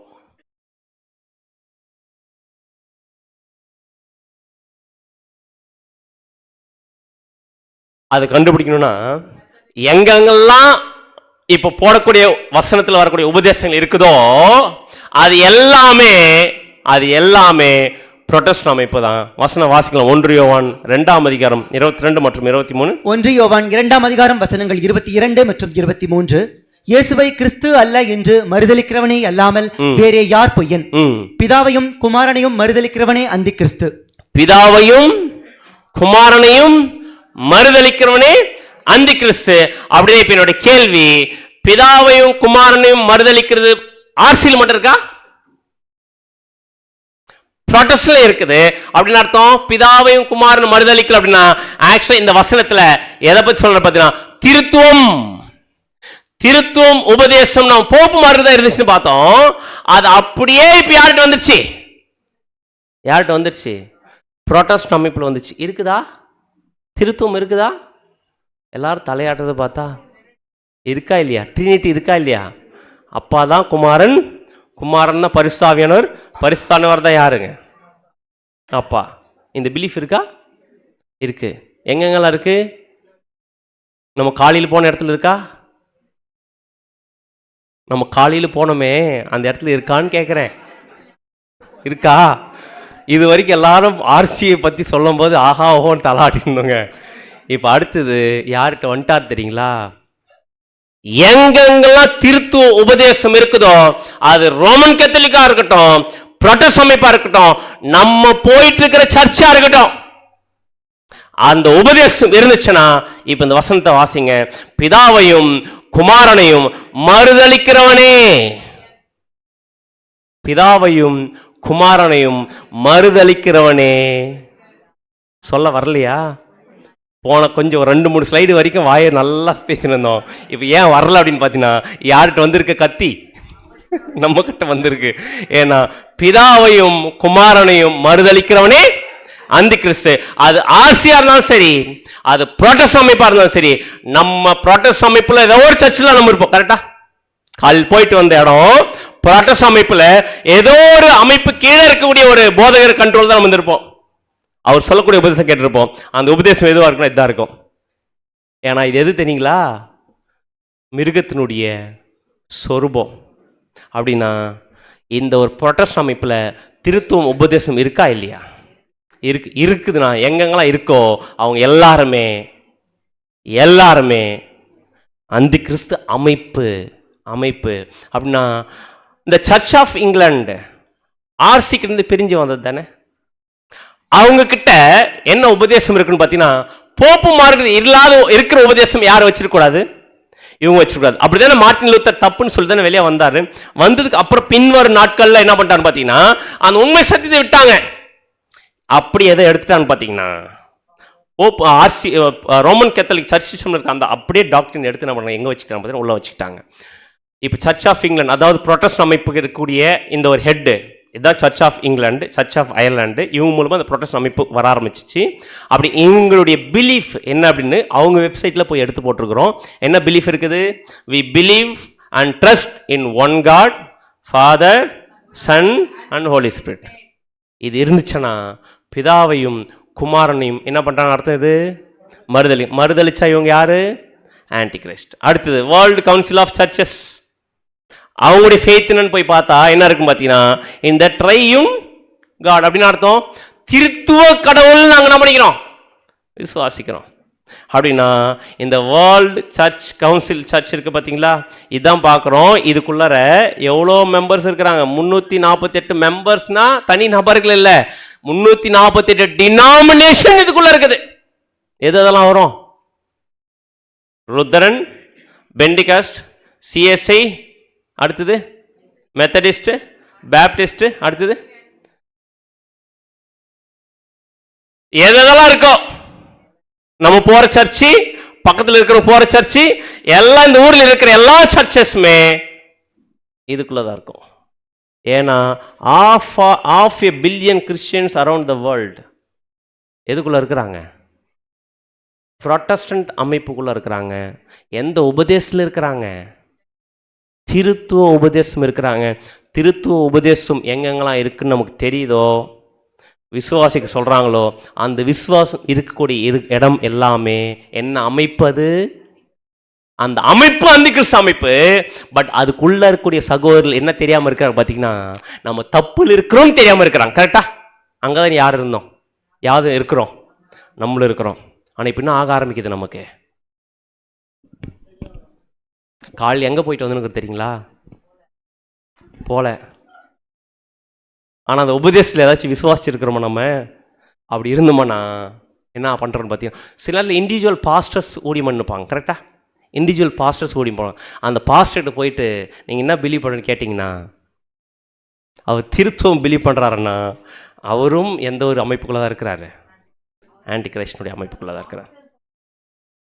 பார்க்க போறோம். அப்படின்னா ஆக்சுவலா அந்தி கிறிஸ்து அப்படின்றது தலை யாரு? போப்பு மார்க்கம். சரீரம் யாரு? சொல்ல வரலையா? சபைகள்லாம் எதுன்னு கேட்கிறேன். புரோட்டஸ்டன்ட் அமைப்புக்குள்ள இருக்கிற எல்லா சர்ச் டினாமினேஷனும் போப்பு மார்க்கமும் ஒன்று சேர்ந்ததுதான் எதுன்னு பார்த்தீங்கன்னா அந்தி கிறிஸ்து அமைப்பு. இது வரைக்கும் இது தெரியாம நம்ம என்ன பண்றோம் பார்த்தீங்கன்னா போயிட்டு இருக்கிறோம். ஏன்னா பைபிள்ல ஸ்திரீகள் சொல்லும் போது, ஸ்திரீயை பத்தி சொல்லும் பார்த்தீங்களா? ஆக்சுவலா ஸ்திரீயை பத்தி சொல்லும் போது நம்முடைய ஆண்டவர் கோட் பண்ணுவார். அந்த ஸ்திரீ இல்லை, அப்போஸ்தலன் பவுல் சொல்வார்ல, என்ன சொல்வார் தெரியுங்களா? நான் உங்களை கற்புள்ள கன்னிகையாக கிறிஸ்து என்னும் ஒரே புருஷனையும். அப்படின்னா ஸ்திரீல ஒரு ஸ்திரீ எப்படிப்பட்ட ஸ்திரீ? கற்புள்ள ஸ்திரீ. அந்த கற்புள்ள ஸ்திரீ தான் யாருன்னு பார்த்தோன்னா கிறிஸ்துவுக்கு மனவாட்டியா மாற போறாங்க. எவ்வளவு பேர்? 1,04,000 பேர் தான் கிறிஸ்துவுடைய மனவாட்டியா மாறக்கூடிய கற்புள்ள கன்னிகைகள். கரெக்டா? ஆனா இவங்க உண்மையான சபை. கரெக்டா? நம்ம தான் அதான் பார்த்தோம். உண்மையான சபை யாருன்னு பாத்தீங்கன்னா 1,44,000 பேர்ல அங்கமாக உண்மையான சபை. அவங்க கற்புள்ள கன்னிகை. ஆனா இவங்க எது அந்த கிறிஸ்து அமைப்புக்குள்ள இருக்கிறாங்க பாத்தீங்களா, அவங்க யாரு இல்ல, கற்புள்ள கன்னிகை இல்ல. அவங்க யாருன்னு பாத்தீங்கன்னா 7 ஸ்திரீகள் வசனம் சொல்லுது. அப்படின்னு இந்த அந்தி கிறிஸ்து அமைப்புக்குள்ள இருக்கிற, அதாவது ரோமன் கேத்தலிக்லயும் சரி புரோட்டஸ்ட் அமைப்புக்குள்ள இருக்கவும் சரி, இவங்க எல்லாருமே யாருன்னு பாத்தீங்கன்னா பைபிள்ல 7 ஸ்திரீக்கு ஒப்பிட்டு பேசுது. இந்த 7 ஸ்திரீ யாருன்னு பாத்தீங்கன்னா இந்த ஸ்திரீல இருக்கக்கூடியவங்கள கிறிஸ்து மனவாட்டி என்ன பண்ண மாட்டார், ஏத்துக்க மாட்டார். இந்த ஸ்திரீயா இருந்தா மட்டும் தான் கிறிஸ்து மனவாட்டியை ஏத்துப்பார். அவனை இந்த ஸ்திரீ கிறிஸ்துவுக்கு மனவாட்டியா மாற மாட்டாங்க. ஆனா என்ன சொல்லிப்பாங்க தெரியுங்களா? வசனம் வாசிங்க. ஏசாயா 4:1 ஏசாயா 4:1. அந்நாளில் 7 ஸ்திரீகள் ஒரே புருஷனை பிடித்து, நாங்கள் எங்கள் சொந்த ஆகாரத்தை புசித்து எங்கள் சொந்த வஸ்திரங்களை உடுப்போம், எங்கள் நிந்தை நீங்கும்படிக்கு உன் பேர் மாத்திரம் எங்கள் மேல் விளங்கட்டும். இந்த ஸ்திரீ கற்புள்ள ஸ்திரீ இல்ல. இந்த ஸ்திரீ எப்படிப்பட்ட ஸ்திரீயமா? ஆக்சுவலா இந்த 7 ஸ்திரீ இல்லையா, இதுதான் எதுன்னு பாத்தீங்கன்னா அந்தி கிறிஸ்து ஒட்டு மொத்த அமைப்பு. எது? ரோமன் கேத்தலிக்கும் புரோட்டஸ்ட் அமைப்போம் எல்லாருமே அந்தி கிறிஸ்து அமைப்பு. இதுதான் சொல்றாரு. அந்த ஸ்திரீ எப்படி என்ன பண்ணுவாங்களாமா, அந்த நாள் 7 ஸ்திரீகள் ஒரே புருஷனை பிடித்து கொண்டு, யாருங்க அந்த புருஷன்? நம்முடைய ஆண்டவராக இயேசு கிறிஸ்து பேரை வச்சுக்கிட்டு நாங்கள் எங்க சொந்த ஆகாரத்தை சாப்பிட்டுக்கிறோம் அப்படின்னு அர்த்தம். ஆக்சுவலா கற்புள்ள கன்னிகை கிறிஸ்துவோடைய மனவாட்டியா மாற போறவங்க யார் கொடுக்குற சாப்பாடு தான் சாப்பிடுவாங்க, கிறிஸ்து கொடுக்குற சாப்பாடு தான் சாப்பிடுவாங்க. அவர் சொல்றார், என்ன சொல்வாரோ அதை அப்படியே செய்வாங்க. சத்தியத்துக்கு மட்டும்தான் கீழ்ப்படிவாங்க. அவங்க தான் கற்புள்ள ஸ்திரீ. கரெக்டா? ஆனா இந்த ஸ்திரீ சொல்றாங்க, நாங்க எதை சாப்பிட்டுக்கிறோம், கிறிஸ்து கொடுக்குற சத்தியம்லாம் வேணாம், அவர் கொடுக்குற உபதேசம்லாம் எங்களுக்கு வேணாம், நாங்களே பல உபதேசம் பண்ணிக்கிறோம், உருவாக்கிக்கிறோம். என்ன உபதேசம்? நரகமா ஆத்மாவா எல்லா உபதேசம் உருவாக்கிக்கிறோம். ஆனா கிறிஸ்து கொடுக்குற உபதேசம் நாங்கள் என்ன பண்ண மாட்டோம். சத்திய வசனத்தின் அடிப்படையில் கிறிஸ்து சொல்லக்கூடிய சத்தியத்துக்கு நாங்கள் கீழ்ப்படி மாட்டோம். நாங்கள் சொந்த உபதேசத்துக்கு என்ன பண்ணிக்கிறோம், உருவாக்கிக்கிறோம். எங்கள் சொந்த வஸ்திரத்தை நாங்கள் என்ன பண்ணிக்கிறோம், உடுத்துக்கிறோம். எங்கள் நிந்தை நீங்கும்படிக்கு உங்கள் பேர் மாத்திரம் என்ன பண்ணிக்கிறோம். நாங்கள் எல்லாத்தையும் நாங்கள் சொந்தமா பிலீவ் பண்ணிக்கிறோம், நாங்கள் இஷ்டப்பிரகாரம் வாழ்ந்துக்கிறோம். என்னென்ன பண்ணிக்கிறோம்? நீங்க யாருன்னு கேட்டா நாங்க யாரு, நாங்களாம் யாருங்க, கிறிஸ்துவை ஃபாலோ பண்ணுறோம் அப்படி சொல்லிக்கிறோம். ஆனா நீங்க சொல்றதை நாங்கள் என்ன பண்ண மாட்டோம். நீங்க சத்தியத்தினுடைய தான் கரெக்ட்னு சொன்னால் அதுக்கு கீழ்ப்படி மாட்டோம். ஆனா நாங்கள் யாருன்னு கேட்டா என்ன சொல்லிப்போம், வாழ்றதுனாவோ ஒஸ்டான் லைஃப். ஆனால் யாருன்னா கேட்டாங்க, நீங்கள் யாருன்னு கேட்டால் நாங்களாம் கிறிஸ்டியன்ஸ், கிறிஸ்துவை ஃபாலோ பண்ணக்கூடியவர்கள் அப்படின்னு சொல்லிக்கிறோம். அப்படி தான் இன்றைக்கி இருக்கக்கூடிய ஒட்டுமொத்த கிறிஸ்தவ மண்டலமும் இருக்குது. இந்த ஸ்திரீயை பற்றி பைபிள் எப்படி சொல்லுதுன்னு பார்த்தீங்கன்னா, இந்த ஸ்திரீயை பற்றி, இது கற்புள்ள ஸ்திரீனா இந்த ஸ்திரீயை பற்றி என்ன சொல்லும் பைபிள் அப்படின்னு பார்த்தீங்கன்னா, வசனம் வாசிக்கலாம். வெளிப்படுத்தல் 17:1. வெளிப்படுத்தல் 17:1. 7 கலசங்களை உடைய அந்த 7 தூதரில் ஒருவன் வந்து என்னோட பேசி, நீ வா, திரளான தண்ணீர்கள் மேல் உட்கார்ந்திருக்கிற மகா வேசியோடே பூமியின் ராஜாக்கள் வேசித்தனம் பண்ணினார்களே, அவளுடைய வேசித்தனமாகிய மதுவால் பூமியின் குடிகளும் வெறிகொண்டிருந்தார்களே. இந்த வசனத்துல அந்த ஸ்திரீக்கு என்ன பேர் கொடுக்கிறார்? வேசி. அப்படின்னா அந்த மகா வேசி என்ன பண்றாருமா, பூமியின் ராஜாக்களோடு என்ன பண்றாங்க, வேசித்தனம் பண்றாங்க. பூமியின் ராஜாக்கள்னா கவர்மெண்டோட என்ன பண்ணிக்கிறது, அவங்க அலையன்ஸ் போட்டுக்கிறது. புரியுதுங்களா? கவர்மெண்டோட அலையன்ஸ் போட்டுக்கிட்டு கவர்மெண்டை சார்ந்து டிபெண்ட் பண்ணி இருக்கக்கூடிய அந்த ஒரு ஸ்திரீயை பத்தி சொல்லும் போது என்ன சொல்றாரு பாத்தீங்கன்னா, பூமியின் ராஜாக்கள் என்ன பண்ண வேசித்தனம் பண்றாங்கன்னா, அது எப்படிப்பட்ட ஸ்திரீ? கற்புள்ள ஸ்திரியா? அது எப்படிப்பட்ட ஸ்திரியாமா? வேசி. அப்படின்னா இன்னைக்கு இருக்கக்கூடிய கிறிஸ்தவ மண்டலம் என்ன பண்றாங்க பார்த்தீங்கன்னா, இந்த கவர்மெண்ட் வரதுக்கு ஜெபம் செய்யலாம். ஏன் வரணும்? ஏன்னா இவங்களுக்கு ஃபேவர் வரணும். அந்த ஃபேவர் வரணும்னா யார் வரணும்? அவங்க எதிர்பார்க்க கவர்மெண்ட். எலெக்ஷன் வந்துருச்சுன்னா ப்ரேயர் எதுக்கு பண்ணோம்? இந்தியாவுக்காக ஜெபம் பண்ணுவோம், தேசத்துக்காக ஜெபம் பண்ணுவோம், இந்த ஒரு எலெக்ஷனுக்காக ஜெபம் பண்ணுவோம் அப்படின்னு பண்ணுறாங்கன்னா ஏன் பண்ணுறாங்க தெரியுங்களா? பூமியின் ராஜாக்களோடு வேசித்தனம் பண்ணக்கூடிய ஒரு செட்டப்பு இன்னைக்கு இருக்கக்கூடிய அந்தி கிறிஸ்து அமைப்புக்குள்ள இருக்குது. அதே நேரத்தில் இன்னொரு வசனம் வாசிக்கலாம் பாருங்க. அதுல 2-3 வரைக்கும் வசனங்கள் 2 மற்றும் 3. அவளுக்கு வருகிற ஆக்கினியை உனக்கு காண்பிப்பேன் என்று சொல்றார். இந்த அந்தி கிறிஸ்து அமைப்பு இப்படியே விட போறது தேவன். கண்டிப்பா இந்த ஒட்டுமொத்த சர்ச் சிஸ்டத்தையும் என்ன பண்ண போறாரு பாத்தீங்கன்னா அந்தி கிறிஸ்து அமைப்பை ஆக்கினிக்குள்ள கொண்டு போக போறார். அதை உனக்கு காமிக்கிறேன் வா அப்படின்னு கூட்டிட்டு போறார். வாசிங்க. ஆவிக்குள் என்னை வனாந்தரத்திற்கு கொண்டு போனான். அப்பொழுது 7 தலைகளையும் 10 கொம்புகளையும் உடையதும் தூஷணமான நாமங்களால் நிறைந்ததுமான சிவப்பு நிறமுள்ள மிருகத்தின் மேல் ஒரு ஸ்திரீ ஏறியிருக்க கண்டேன். அந்த மிருகத்தின் மேல என்ன பண்ணிருக்காங்க அம்மா அப்படின்னு அர்த்தம், கவர்மெண்டே யார் கண்ட்ரோல் கொண்டு வந்துருச்சு? அந்த வேசி கவர்மெண்ட் யார் கண்ட்ரோல் வந்துருச்சு? அவங்க கிறிஸ்தவ மண்டலத்தினுடைய கண்ட்ரோல் வந்துருச்சு. அப்படின்னா கவர்மெண்ட்டே அவங்க கண்ட்ரோல் வந்தா அந்த ஸ்திரீ எப்படி இருப்பாங்க? ராஜாக்களோட வேசித்தனம் பண்றாங்க. அந்த ஸ்திரீ எப்படிப்பட்ட ஸ்திரீயா இருப்பாங்க பாத்தீங்கன்னா, வசனம் வாசிக்கலாம். 4ஆம் வசனம். 4ஆம் வசனம். அந்த ஸ்திரீ ரத்தாம்பரமும் சிவப்பான ஆடையும் தரித்து பொன்னினாலும் ரத்தினங்களினாலும் முத்துக்களினாலும் சிங்காரிக்கப்பட்டு. எப்படி இருக்குது அந்த ஸ்திரீ வேசி? எது போட்டிருக்கு? ரத்தாம்பரமும் சிவப்பான ஆடையும் தரித்து பொன்னினாலும் ரத்தினாலும் முத்துக்களாலும் சிங்காரி. அப்படின்னு அர்த்தம் நல்லா ரிச்சான ஸ்திரியா என்ன பண்ணிச்சது? மாறிச்சு. கரெக்டா இல்லைங்களா? ஒரு ரிச்சான ஸ்திரியா மாறிச்சு. தன் வேஸ்தனமாகிய அருவறுப்புகளினாலும் அசுத்தாலும் நிறைந்த பொற்பாத்திர தன் கையில் என்ன பண்ணிருக்க அந்த அம்மா வச்சிருக்குது. அப்படின்னா இது வேசித்தனம் பண்ணது மட்டும் இல்லாம அதுக்கு என்ன இருக்கு? பொற்பாத்திரம். அந்த பொற்பாத்திரம் என்ன இருக்குது? என்ன ஊத்தப்பட்டிருக்கு தெரியுங்களா? மது ஊத்தப்பட்டிருக்குது.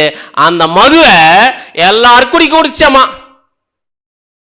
அப்படி குடிச்சதுனாலதான் எல்லாரும் எப்படி இருக்கிறாங்க இன்னைக்கு கிறிஸ்தவ மண்டலத்துல? மயங்கி இருக்கிறாங்க. என்ன மயங்கி? இவர் தான் அவரு, அவர் தான் இவரு, அவர் தான் இவரு, மூணுமே ஒண்ணு. ஏன் எப்ப சொல்லுவாங்க இந்த மாதிரி? மயங்கி இருக்கும்போது. அப்படின்னா இன்னைக்கு இருக்கிற ஒட்டுமொத்த கிறிஸ்தவ மண்டலமும் இந்த வேசி என்கிற ஸ்திரீ கொடுக்கக்கூடிய உபதேசத்தை கேட்டு என்ன பண்ணிட்டு இருக்கிறாங்க? மயங்கிட்டு இருக்கிறாங்க. நீங்க போயிட்டு இல்லைங்க பிதா வேற குமாரன் வேற பரிசுத்த ஆவியானவர் வல்லமைன்னு சொன்னா உடனே மதுவில் மயங்கி இருக்கிறவங்க என்ன சொல்லணும் பாத்தீங்கன்னா, இல்ல அவர் தான் இவரு, இவர் தான் அவரு, இவர் தான் அவரு, மூணுமே ஒண்ணு, மூணும் வேற வேற அப்படின்னு சொல்றாங்கன்னா என்ன ஆயிட்டு இருக்குது? நல்லா குடிச்சிட்டு இருக்கிறாங்க. எந்த உபதேசம்? தவறான உபதேசத்தை குடிச்சிட்டு இருக்கிறாங்க. நம்மளும் இப்படித்தானே குடிச்சிருந்தோம். இப்ப சத்தியத்தை கேட்க கேட்க கண்ணு தெளிவாகுதா? கிளியர் ஆகுதா மைண்டு? அப்படின்னா இந்த உபதேசத்தை வச்சுன்னு இருந்து யாரோட அலைன்ஸ் போட்டுக்கிறாங்க? ராஜாக்களோட அலைன்ஸ் பண்ணு. அப்படின்னு பாத்தீங்கன்னா மிகப்பெரிய அந்த கவர்மெண்ட் செட்டப்போட இவங்க ஒத்துழைச்சு போறதுனால என்ன கண்டிஷன் போயிடுச்சு தெரியுங்களா? அந்த ஒரு அமைப்பு, அந்தி கிறிஸ்து அமைப்பு, நல்லா ரத்தாம்பரம் பொன்னினாலும் ரத்தினத்தினாலும் நல்லா சிங்காரிக்கப்பட்டிருக்கு. அப்படின்னு அர்த்தம் நல்லா ரிச்சா இருக்கு. எது? இந்த வேசினா எது? ரோமன் கேத்தலிக் அண்ட் புரோட்டஸ்டன்ட் அமைப்பு மொத்தமே நல்லா ரிச்சா இருக்கு. ஏன் தெரியுங்களா? வாசிக்கலாம் பாருங்க ஒரு நியூஸ் கட்டிங். உலகின் பெரும் பகுதி பிரான்ஸ் நாட்டை விட. அதுக்கு முன்னாடி மேல கதை வாசிங்க. தி கத்தோலிக் சர்ச். என்னதுங்க? ரோமன் கத்தோலிக் சர்ச் சிஸ்டம் பத்தி சொல்றாரு. உலகின் பெரும்பகுதி பிரான்ஸ் நாட்டை விட பெரிய பகுதி. உலகத்துல பெரிய பகுதியில பிரான்ஸ் நாட்டை விட பெரிய பகுதி கத்தோலிக்க திருச்சபைக்கு சொந்தமானது. யாருக்கு சொந்தமானதாமா? கத்தோலிக்க சபைக்கு சொந்தமானது. இதன் மூலம் உலகளவில் அதிகமான நிலப்பகுதியை கொண்ட மிகப்பெரிய அரசு சாராத அமைப்பாக கத்தோலிக்க திருச்சபை இருக்கிறது. உலகத்திலேயே அதிகமான நிலைப்பரப்பு கொண்டு இருக்கக்கூடிய எந்த அரசியும் சாரா இருக்கக்கூடிய மத அமைப்பு எதுன்னு பாத்தீங்கன்னா கத்தோலிக்க திருச்சபை. உலகின் பல்வேறு நாடுகளில் இந்தியா மற்றும் ஜெர்மனி உட்பட பரந்த நிலங்களை அவர்கள் வைத்திருக்கிறார்கள். எவ்வளவு வச்சிருக்காங்களாமா? எங்க வச்சிருக்காங்களாமா? இந்தியாவில் இருக்குது, நிறைய நாடுகள் இருக்குது அவங்களுக்கு சொத்து. மொத்தமாக 716 லட்சம் ஹெக்டர் அளவு நிலத்தை. எவ்வளவாமா? 716 லட்சம் ஹெக்டர். 716 ஹெக்டர் இல்ல, 716 லட்சம் ஹெக்டர் அளவு நிலத்தை கொண்டு பட்டியலில் முதல் இடத்தை நிரந்தரமாக பிடித்துள்ளனர். என்ன பண்ணிருக்குதுங்க? சொத்துல நிரந்தரமா முதல் இடத்த எது பிடிச்சிருக்குதுன்னு பாத்தீங்கன்னா கத்தோலிக்க. அப்படின்னா ரத்தினாலும் ரத்தாம்பரனாலும் வெள்ளினாலும் பொண்ணுனாலும் அலங்கரிக்கப்பட்டிருக்கு இருக்கா? அப்படின்னா இது மட்டும் இல்ல, இவங்களுக்கு தான் சொத்து இருக்கா? புரோட்டஸ்டன்ட் அமைப்புக்கு இல்ல, பாவம் இருக்கா? இருக்கு, அவங்களுக்கு இருக்கு. அப்படின்னா ஒட்டுமொத்த அந்தி கிறிஸ்து அமைப்பு எப்படி இருக்கு தெரியுங்களா? நல்லா வேசித்தனம் பண்ணி எல்லாத்தையும் என்ன பண்ணுங்க பாத்தீங்கன்னா ஆடம்பரம் என்ன பண்றீங்க இன்னைக்கு வாழ்ந்துட்டு இருக்குது. ஆனா என்ன ஆச்சரியம் பாத்தீங்கன்னா, இந்த ஒரு வேசி சாதாரண வேசி இல்ல. அதான் வசனம் வாசிக்கலாம் பாருங்க, வெளிப்படுத்தல் 17 வசனம். வெளிப்படுத்தல் 17 மேலும் ரகசியம், மகா பாபிலோன் வேசிகளுக்கும் பூமியில் உள்ள அருவருப்புகளுக்கும் தாய் என்னும் நாமம் அவள் நெற்றியில் எழுதி. போப்பு மார்க்கு என்ன பேர் வைக்கிறாரு தெரியுங்களா? போப்பு மார்க்கு என்ன பேர் வைக்கிறாரு பாத்தீங்கன்னா, மகா பாபிலோன் வேசிகளுக்கும் பூமியில் உள்ள அருவருப்புகளுக்கும் தாய். யாரம்மா? போப்பு மார்க்கம். அதான் ரோமன் கேத்தலிக் சர்ச் சிஸ்டம் என்ன சொல்றாரு பாத்தீங்கன்னா, தாய் கூப்பிட்டு பேசுறார். தாய் இருக்குன்னா என்ன இருக்கணும்? பிள்ளை இருக்கணும். அதான் சொல்றாங்க, மகாபாபிலோன் வேசிகளுக்கும் பூமியில் அருவருப்புகளுக்கும் தாய். அப்படின்னா இந்த அம்மா தாய்னா அவங்க பிள்ளைகள் இருக்குமா இருக்காதா? அப்படின்னா தாய் யாருன்னு பாத்தீங்கன்னா ரோமன் கேத்தலிக் சர்ச் சிஸ்டம். பிள்ளை யாருன்னு பாத்தீங்கன்னா எல்லாமே வேசித்தனம் தான் பண்ணிட்டு இருக்கு. இவங்க எல்லாருக்கும் ஒரே ஃபெய்த் இருக்கா இல்லைங்களா? ஒரே ஃபெய்த் இருக்கு. என்ன ஃபெய்த் இருக்கு? திருத்துவம்ன்ற ஃபெய்த் இருக்கா இல்லையா? திருத்துவம் ஃபெய்த் இருக்கா இல்லையா? இருக்கா இல்லைங்களா? எப்படி இந்த திருத்துவம் ஃபெய்த் வந்துச்சு? எப்படி எங்க ஆரம்பிச்சிச்சு? 2 பார்ட்டில் பார்த்துருப்பீங்கன்னு நினைக்கிறேன். 2 டிபேட் நடந்துச்சா? கான்ஸ்டன்டைன் ராஜா பீரியட்ல டிபேட் நடந்துச்சா? அந்த டிபேட் நடக்கும்போது யார் ஜெயிச்சிட்டாரு? அத்தனேஷியஸ் ஜெயிச்சிட்டாரு. அவருடைய கொள்கை என்ன? திருத்துவ கொள்கை. அதுக்கப்புறமா ஏரியஸ் என்ன பண்ணிட்டாங்க? அவங்க ஏரியஸ் உண்மையான ட்ரூத்தை சொன்னார். என்ன பண்ணிட்டாங்க பார்த்தீங்கன்னா சாகடிச்சிட்டாங்க. ஆனா அத்தனேஷியஸ் என்ன பண்றாரு? மெஜாரிட்டி ஜனங்க சப்போர்ட் பண்ணதுனால கான்ஸ்டன்டைன் ராஜா என்ன பண்றாரு பார்த்தீங்கன்னா, அவர் என்ன பண்றாரு? அந்த ஒரு ஸ்தானத்தை கொடுத்துட்டாரு. இப்ப அந்த டைம்ல அத்தனேஷியஸ் என்ன பண்றாரு தெரியுங்களா? அவர் விசுவாச பிரமாணத்தை ஏற்படுத்தினார். எதை பேஸ் பண்ணி? திருத்துவ கொள்கையை பேஸ் பண்ணி. அந்த விசுவாச பிரமாணம் தான் அத்தனேஷியஸ் ஏற்படுத்தின விசுவாச பிரமாணம் தான் நெசைய விசுவாச பிரமாணம் அப்படின்னு இன்னைக்கு ஆர்சில இருக்கு. ஆர்சில இருக்கு, புரோட்டஸ்டன்ட் அமைப்புல இருக்குது, சிஎஸ்ஐ பெண்டிகாஸ் எதனா இருக்கட்டும். அந்த விசுவாச பிரமாணம் யாருடைய விசுவாச பிரமாணம் பார்த்தீங்கன்னா அத்தனேஷியஸ் விசுவாச பிரமாணம். அந்த அத்தனேஷியஸ் விசுவாச பிரமாணம் யாரெல்லாம் எங்கெங்கெல்லாம் இருக்குதோ அது எல்லாமே எந்த அமைப்பு? அந்தி கிறிஸ்து அமைப்பு. அது படிச்சிருக்கிறோமா? அத்தனேஷியஸ் விசுவாச பிரமாணம் படிச்சது இல்லையா? அந்த புக்கே கட்டிங் போட்டிருக்கிறோம். இப்ப படிக்கலாம் பாருங்க, அத்தனேஷியஸ் விசுவாச பிரமாணம் எப்படி இருக்குன்னு வாசிங்க பிரதர். அத்தனேஷியஸ் என்பவரின் விசுவாச பிரமாணம், ரட்சிப்படைய விரும்புகிறவன் எவனோ அவன் திருச்சபைக்குரிய பொதுவான விசுவாசத்தை எல்லாவற்றிலும் முதன்மையாக பற்றி கொள்ள வேண்டும். ஒருத்தர் ரட்சிக்கப்படணும்னா எந்த விசுவாசத்தை பிடிச்சிக்கணுமாமா? கிறிஸ்துவோட சத்தியத்தை படிக்க வேண்டாம். அவங்க வச்சிருக்கிற கொள்கை இருக்கு பாத்தீங்களா? அத்தனேஷியஸ் ஏற்படுத்தினார் பாருங்க அந்த விசுவாச பிரமாணம். அதை யார் விசுவாசிக்கிறாங்களோ அவங்க என்ன பண்ணுவாங்க? அவங்க என்ன பண்ணுவாங்க? ரட்சிப்படைய முடியும். அப்படியே வாசிங்க. அந்த விசுவாசத்தை பழுதின்றி முழுமையும் அனுசரியாதவன் என்றைக்கும் கெட்டு போவான் என்பதற்கு சந்தேகம் இல்லை. அத்தனேஷியஸ் உருவாக்குறது ஆக்சுவலா பைபிள் விசுவாச பிரமாணம் இல்ல. அது அத்தனேஷன் ஒரு மனுஷனால் ஏற்படுத்தப்பட்ட விசுவாச பிரமாணம். அதை நம்பிட்டு தான் இன்னி வரைக்கும் நம்ம எல்லா சர்ச்சஸ் படிச்சுட்டு இருக்கிறாங்க. அந்த விசுவாசத்தை பழுதின்றி முழுமையாய் அனுசரியாதவன் அந்த விசுவாசம் ஏத்துக்கலன்னா அவங்க எப்படி போட்டுவாங்க? கேட்டு போயிடுவாங்க. அப்படியே வாசிங்க. திருச்சபைக்குரிய பொதுவான விசுவாசமானது தேவத்துவ ஆட்களை கலவாமலும் என்ன பண்ணக்கூடாதாமா? இந்த விசுவாசம் வச்சிருக்கிறவங்க, அத்தனேஷியஸ் விசுவாசம் வச்சிருக்கிறவங்க யாரோட சேரக்கூடாது? உண்மையான தேவனுடைய பிள்ளைங்க கூட என்ன பண்ணக்கூடாது? சேரக்கூடாது. சத்தியம் வச்சுக்கிறவங்க கூட என்ன பண்ணக்கூடாது? நீங்க சேரக்கூடாது. ஏன்னா இந்த விசுவாசத்தை பழுதின்றி முழுமையாய் அனுசரியாதவன் என்ன பண்ணுவாங்க? ஆனா உண்மையே சொல்றேன் பாருங்க, இந்த விசுவாசம் வச்சுக்கிறவங்க தான் ஆயிடுவாங்க, கெட்டு போயிடும். எப்படி இருக்கும் தெரியுங்களா? இப்போ அதிலே பேஜ் நம்பர் 49 அந்த புக்கே அப்படியே போட்டிருக்கேன். ஏன்னா நம்ப மாட்டேங்கிறதுக்காக வாசிங்க. அதை ஏக கடவுளை திருத்துவம் மேலந்த வாசிங்க. அத்தனேஷியஸ் விசுவாச பிரமாணம் ஏக கடவுளை திருத்துவமாகவும் திருத்துவத்தை ஏகத்துவமாகவும் வணங்க வேண்டும். ஏக கடவுளை திருத்துவமாகவும் திருத்துவத்தை ஏகமாகவும் என்ன பண்ணும்? வணங்க வேண்டும். பிதாவானவர் ஒருவர், பிதாவானவர் ஒருவர், குமாரனானவர் ஒருவர், குமாரனானவர் ஒருவர், பரிசுத்த ஆவியானவர் ஒருவர், பரிசுத்த ஆவியானவர் ஒருவர். அடுத்தது, ஆனாலும் பிதாவுக்கும் குமாரனுக்கும் பரிசுத்த ஆவிக்கும் ஒரே தேவத்தன்மையும் சம மகிமையும் சம நித்திய மகத்துவமும் உண்டு. அப்படின்னா 3 கடவுளா? பிதாவானவர் ஒருவர், குமாரனானவர் ஒருவர், பரிசுத்தானவர் ஒருவர் அப்படின்னு சொல்லிட்டு எத்தனை கடவுள்? 3 கடவுள் மாதிரி சொல்லிட்டு இருக்காங்க. அடுத்தது, பிதா எப்படிப்பட்டவரோ பிதா எப்படிப்பட்டவரோ குமாரனும் அப்படிப்பட்டவர், குமாரனும் அப்படிப்பட்டவர், பரிசுத்த ஆவியும் அப்படிப்பட்டவர், பரிசுத்த ஆவியும் அப்படிப்பட்டவர். பிதா படைக்கப்படாதவர், பிதா படைக்கப்படாதவர், குமாரனும் படைக்கப்படாதவர், அப்படியா? படைக்கப்பட்டவர், படைக்கப்படாதவர். அடுத்தது பரிசுத்த ஆவியும் படைக்கப்படாதவர். அடுத்தது பிதா நித்தியர், பிதா நித்தியர், குமாரனும் நித்தியர், நித்தியர், பரிசுத்த ஆவியும் நித்தியர். நித்தியர் எத்தனை பேரு? 3 பேர். அடுத்தது ஆகிலும் 3 நித்திய பொருட்கள் இல்லை. இருங்க, இவங்க எப்படி படிச்சிருந்தோம்?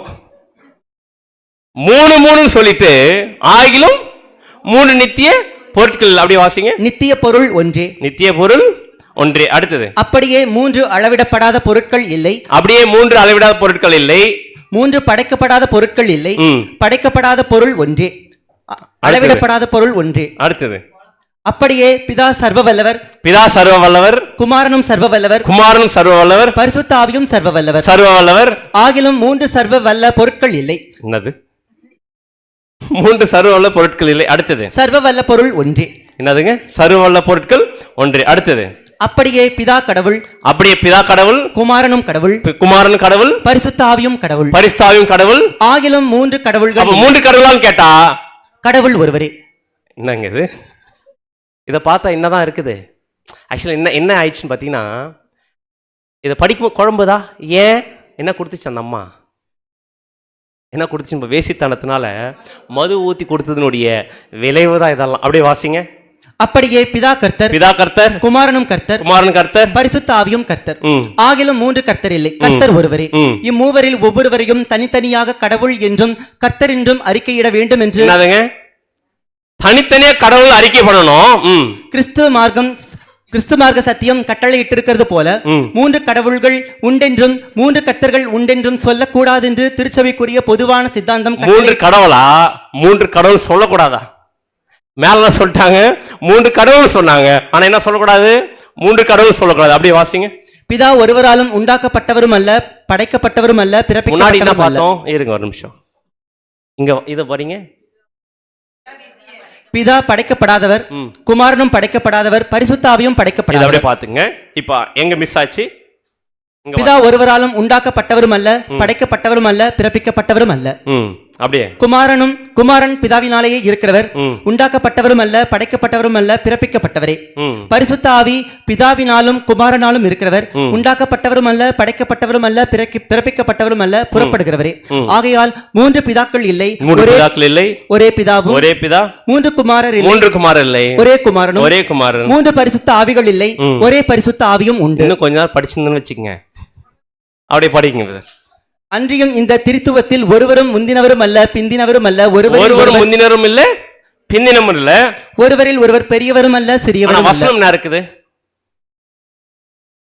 பிதா பெரியவர், இவர் யார்? நம்முடைய ஆண்டவராகிய இயேசு கிறிஸ்து. அவருடைய ஒரே பேரான குமாரன். அப்படியே வாசிங்க. மூவரும் சமநித்தியரும் சரி சமானருமாம். ஆதலால் மேற் சொல்லியபடி எல்லாவற்றிலும் ஏகத்துவம் திரித்துவமாகவும் திரித்துவம் ஏகத்துவமாகவும் வணங்கப்பட வேண்டும். ஆனபடியால் ரட்சிப்படைய விரும்புகிறவன் திரித்துவத்தை குறித்து இப்படியே நினைக்க வேண்டும். மேலும் நம்முடைய கர்த்தராகிய இயேசு கிறிஸ்துவின் சுவிசேஷத்தை குறித்து சரியான பொறுமை படிங்க. கன்ஃபியூஸ் ஆயிடாதீங்க, பொறுமையா படிங்க.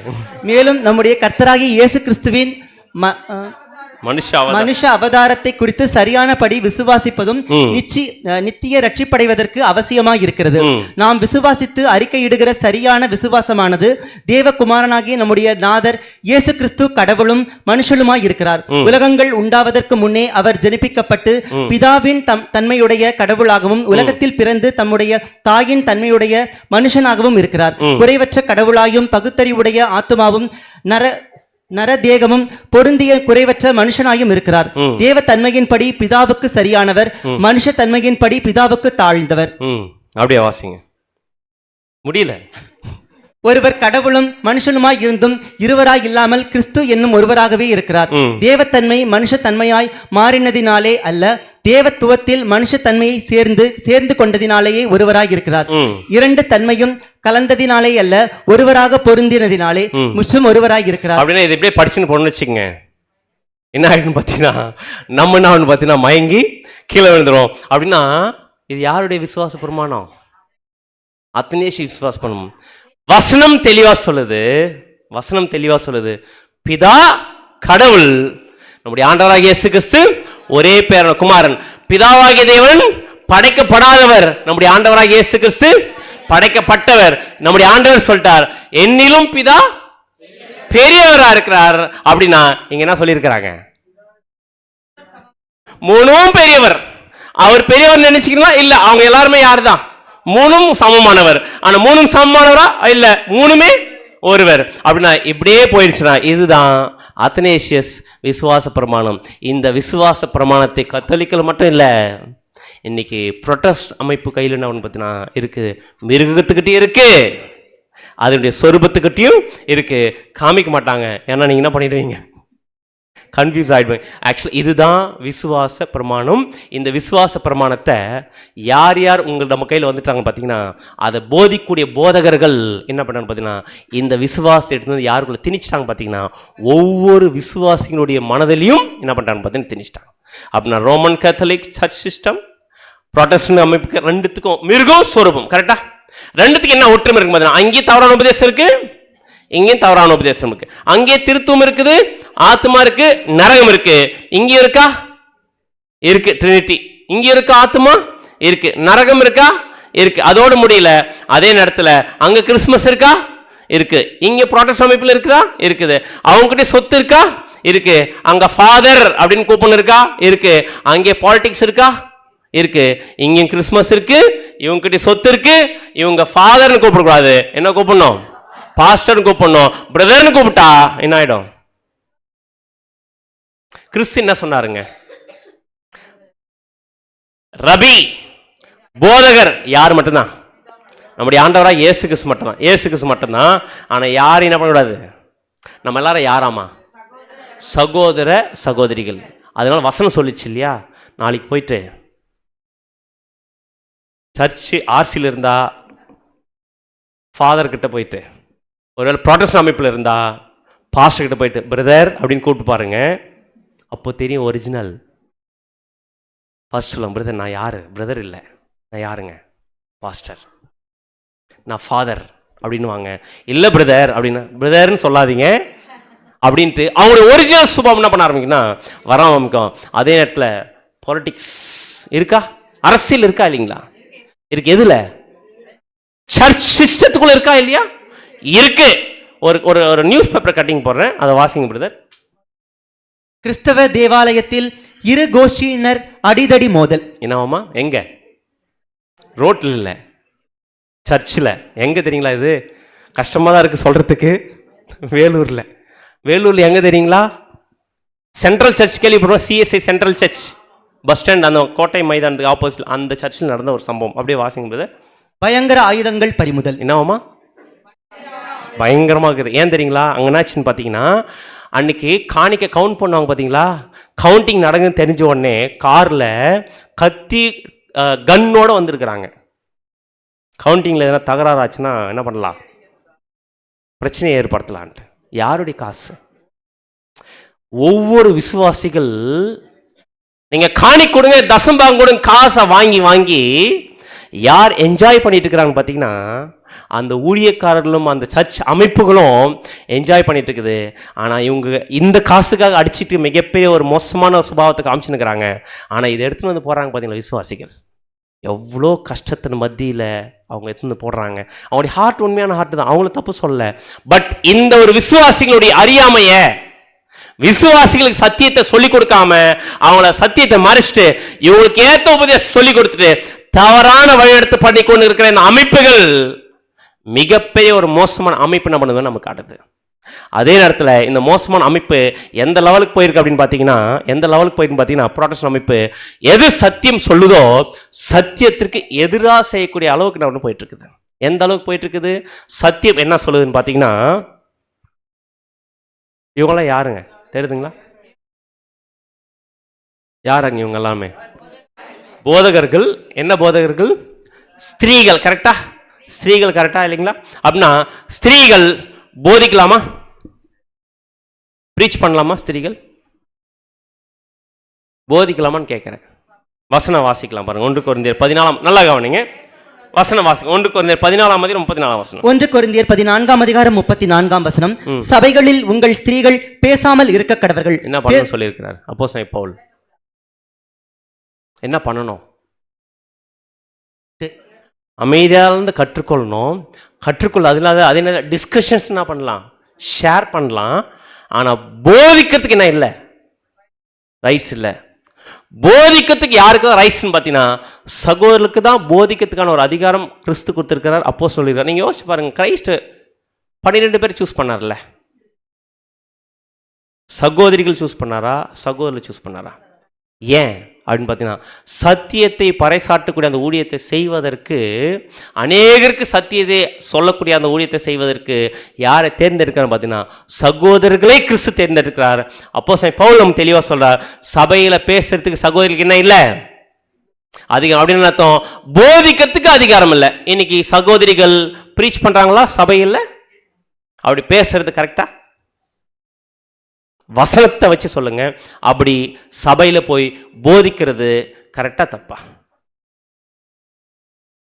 தப்பு, கரெக்டா தப்பா? சத்தியத்தின் அடிப்படையில் கேட்கிறேன். அப்போஸ்தலன் பவுல் சொல்லிட்டார், சகோதரிகளுக்கு என்ன இல்லை. மறுபடியும் வாசிங்க வசனத்தை. சபைகளில் உங்கள் ஸ்திரீகள் பேசாமல் இருக்க கடவர்கள், பேசும்படிக்கு அவர்களுக்கு உத்தரவில்லை. என்னவாமா? பேசுறதுக்கு என்ன இல்லை, போதிக்கிறதுக்கு அவங்களுக்கு என்ன இல்லை, உத்தரவு இல்லை, அதிகாரம் இல்லை அவங்களுக்கு அப்படின்ட்டார். அடுத்தது, அவர்கள் அமர்ந்திருக்க வேண்டும், வேதமும் அப்படியே சொல்லுகிறது. என்ன சொல்லுதுங்க வசனம்? என்ன சொல்லிச்சுன்னு பார்த்தீங்கன்னா அமைதலா கற்றுக்கொள்ளக்கூடிய விஷயம் தான் சகோதரில் சொல்லப்பட்டது, தவிர போதிக்கிறதுக்கு என்ன கொடுக்கல வசனம். போதிக்கிறதுக்கு அதிகாரம் என்ன பண்ணல, கொடுக்கல. பண்ணலாமா? அப்போ இவங்க பண்றது கரெக்டா? இவங்களை பார்த்து நம்ம பண்றது கரெக்டா? இவங்க பண்ற மாதிரி நாங்களும் ஊழியம் பண்றோம் அப்படின்னு சொல்லிட்டு சத்தியத்தை போதிக்கிறேன், பைபிள் நான் போதிக்கிறேன்னு சொல்லிட்டு போதிக்கிற விஷயத்தை செய்யறது கரெக்டா? சகோதரிகளுக்குள்ள சத்தியத்தை ஷேர் பண்றது தவறு இல்லை. சகோதரிகள் உட்காந்துட்டு இருக்கும்போது அவங்களுக்கு போதிக்கிறது என்ன அப்படின்னு பார்த்தீங்கன்னா சத்திய வசனத்தின் பிரகாரம் தவறு. ஒருவேளை நம்ம இதுக்கு முன்னாடி செஞ்சுட்டு இருந்தா, நம்ம சத்தியத்துக்கு கீழ்ப்படிவர்களாக இருந்தா என்ன பண்ணோம்? எல்லாரும் அமைதியாக பார்த்தா இந்த வேலை பண்ணிட்டு இருக்கிறீங்களோ அப்படின்னு என்ன பண்ணக்கூடாதுன்னு பார்த்தீங்கன்னா போதிக்கிறது சகோதரிகளை இருக்கும்போது போதிக்கிறான்னு ஒரு அத்தாரிட்டி கொடுக்கல. ஆனால் அதே நேரத்தில் சத்தியத்தை ஷேர் பண்ணுறதுக்கு நம்ம ரைட்ஸ் இருக்குது. ஒருத்தர் பார்த்து இன்னொருத்தர் சத்தியத்தை ஷேர் பண்ணுறதுக்கு நமக்கு அதிகாரம் இருக்குது. போய் ஷேர் பண்ணலாம், பேசலாம், சகோதரிகளுக்கு ஷேர் பண்ணலாம்.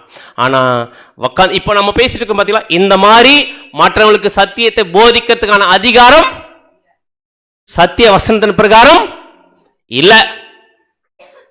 அது மட்டும் அதுவே தப்பு. இப்படி பண்ணுறதே தவறு. இன்னைக்கு நிறைய ஸ்டேஜஸ் எல்லாம் பார்த்தீங்கன்னா சகோதரிகள்லாம் பார்த்தீங்கன்னா ப்ரீச் பண்ணிட்டு இருப்பாங்க. இங்கே பேசுறதுக்கு ரைட்ஸ் இல்லை. இன்னைக்கு எந்த அளவுக்கு போயிடுச்சுன்னு பார்த்தீங்கன்னா வெறிய ஃபேமஸான ஒன்று போயிட்டு இருக்குது. ஆனால் இந்த மாதிரி நம்ம பண்ணிட்டு இருந்தா வசனத்தின் பிரகாரம் சகோதரி இருக்கிற இடத்துல போதிக்கிறது என்ன பண்ணிடணும், நம்ம வசனத்துக்கு கீழ்ப்படிஞ்சு ஸ்டாப் பண்ணிடணும். அதுக்கப்புறம் இவங்க போதிக்கிறாங்க இல்லையா, போதிக்கிறது தப்பு. அதே நேரத்தில் வசனம் வாசிக்கலாம். 1 கொரிந்தியர் 11ஆம் அதிகாரம் 5ஆம் வசனம் 6ஆம் வசனம். 1 கொரிந்தியர் 11ஆம் அதிகாரம் வசனங்கள் 5 மற்றும் 6. ஜெபம் பண்ணுகிற போதாவது, தீர்க்க தரிசனம் சொல்லுகிற போதாவது, தன் தலையை மூடிக்கொள்ளாதிருக்கிற எந்த ஸ்திரீயும் தன் தலையை கனவீனப்படுத்துகிறாள். இந்த வசனத்தை எப்படி புரிஞ்சுக்கலாம் பார்த்தீங்கன்னா தீர்க்க தரிசனம் சொல்லியிருக்கே. அதே மாதிரி பார்த்தீங்கன்னா அது நம்ம பின்னாடி பார்க்க போறோம். தீர்க்க தரிசனம் அதே மாதிரி பார்த்தீங்கன்னா அந்நிய பாஷை சப்ஜெக்ட் நம்ம பார்க்க போறோம். அப்படின்னா இந்த மாதிரி ஒரு வேலை ஷேர் பண்ணுறோம், ட்ரூத் ஷேர் பண்ணுறோம், எல்லாருக்கும் சத்தியத்தில் நம்ம எல்லாரும் பகிர்ந்து கொள்ளக்கூடிய அந்த டைமில் சகோதரி என்ன பண்ணணுமா, என்ன பண்ணோம்? வசனம் வாசிங்க.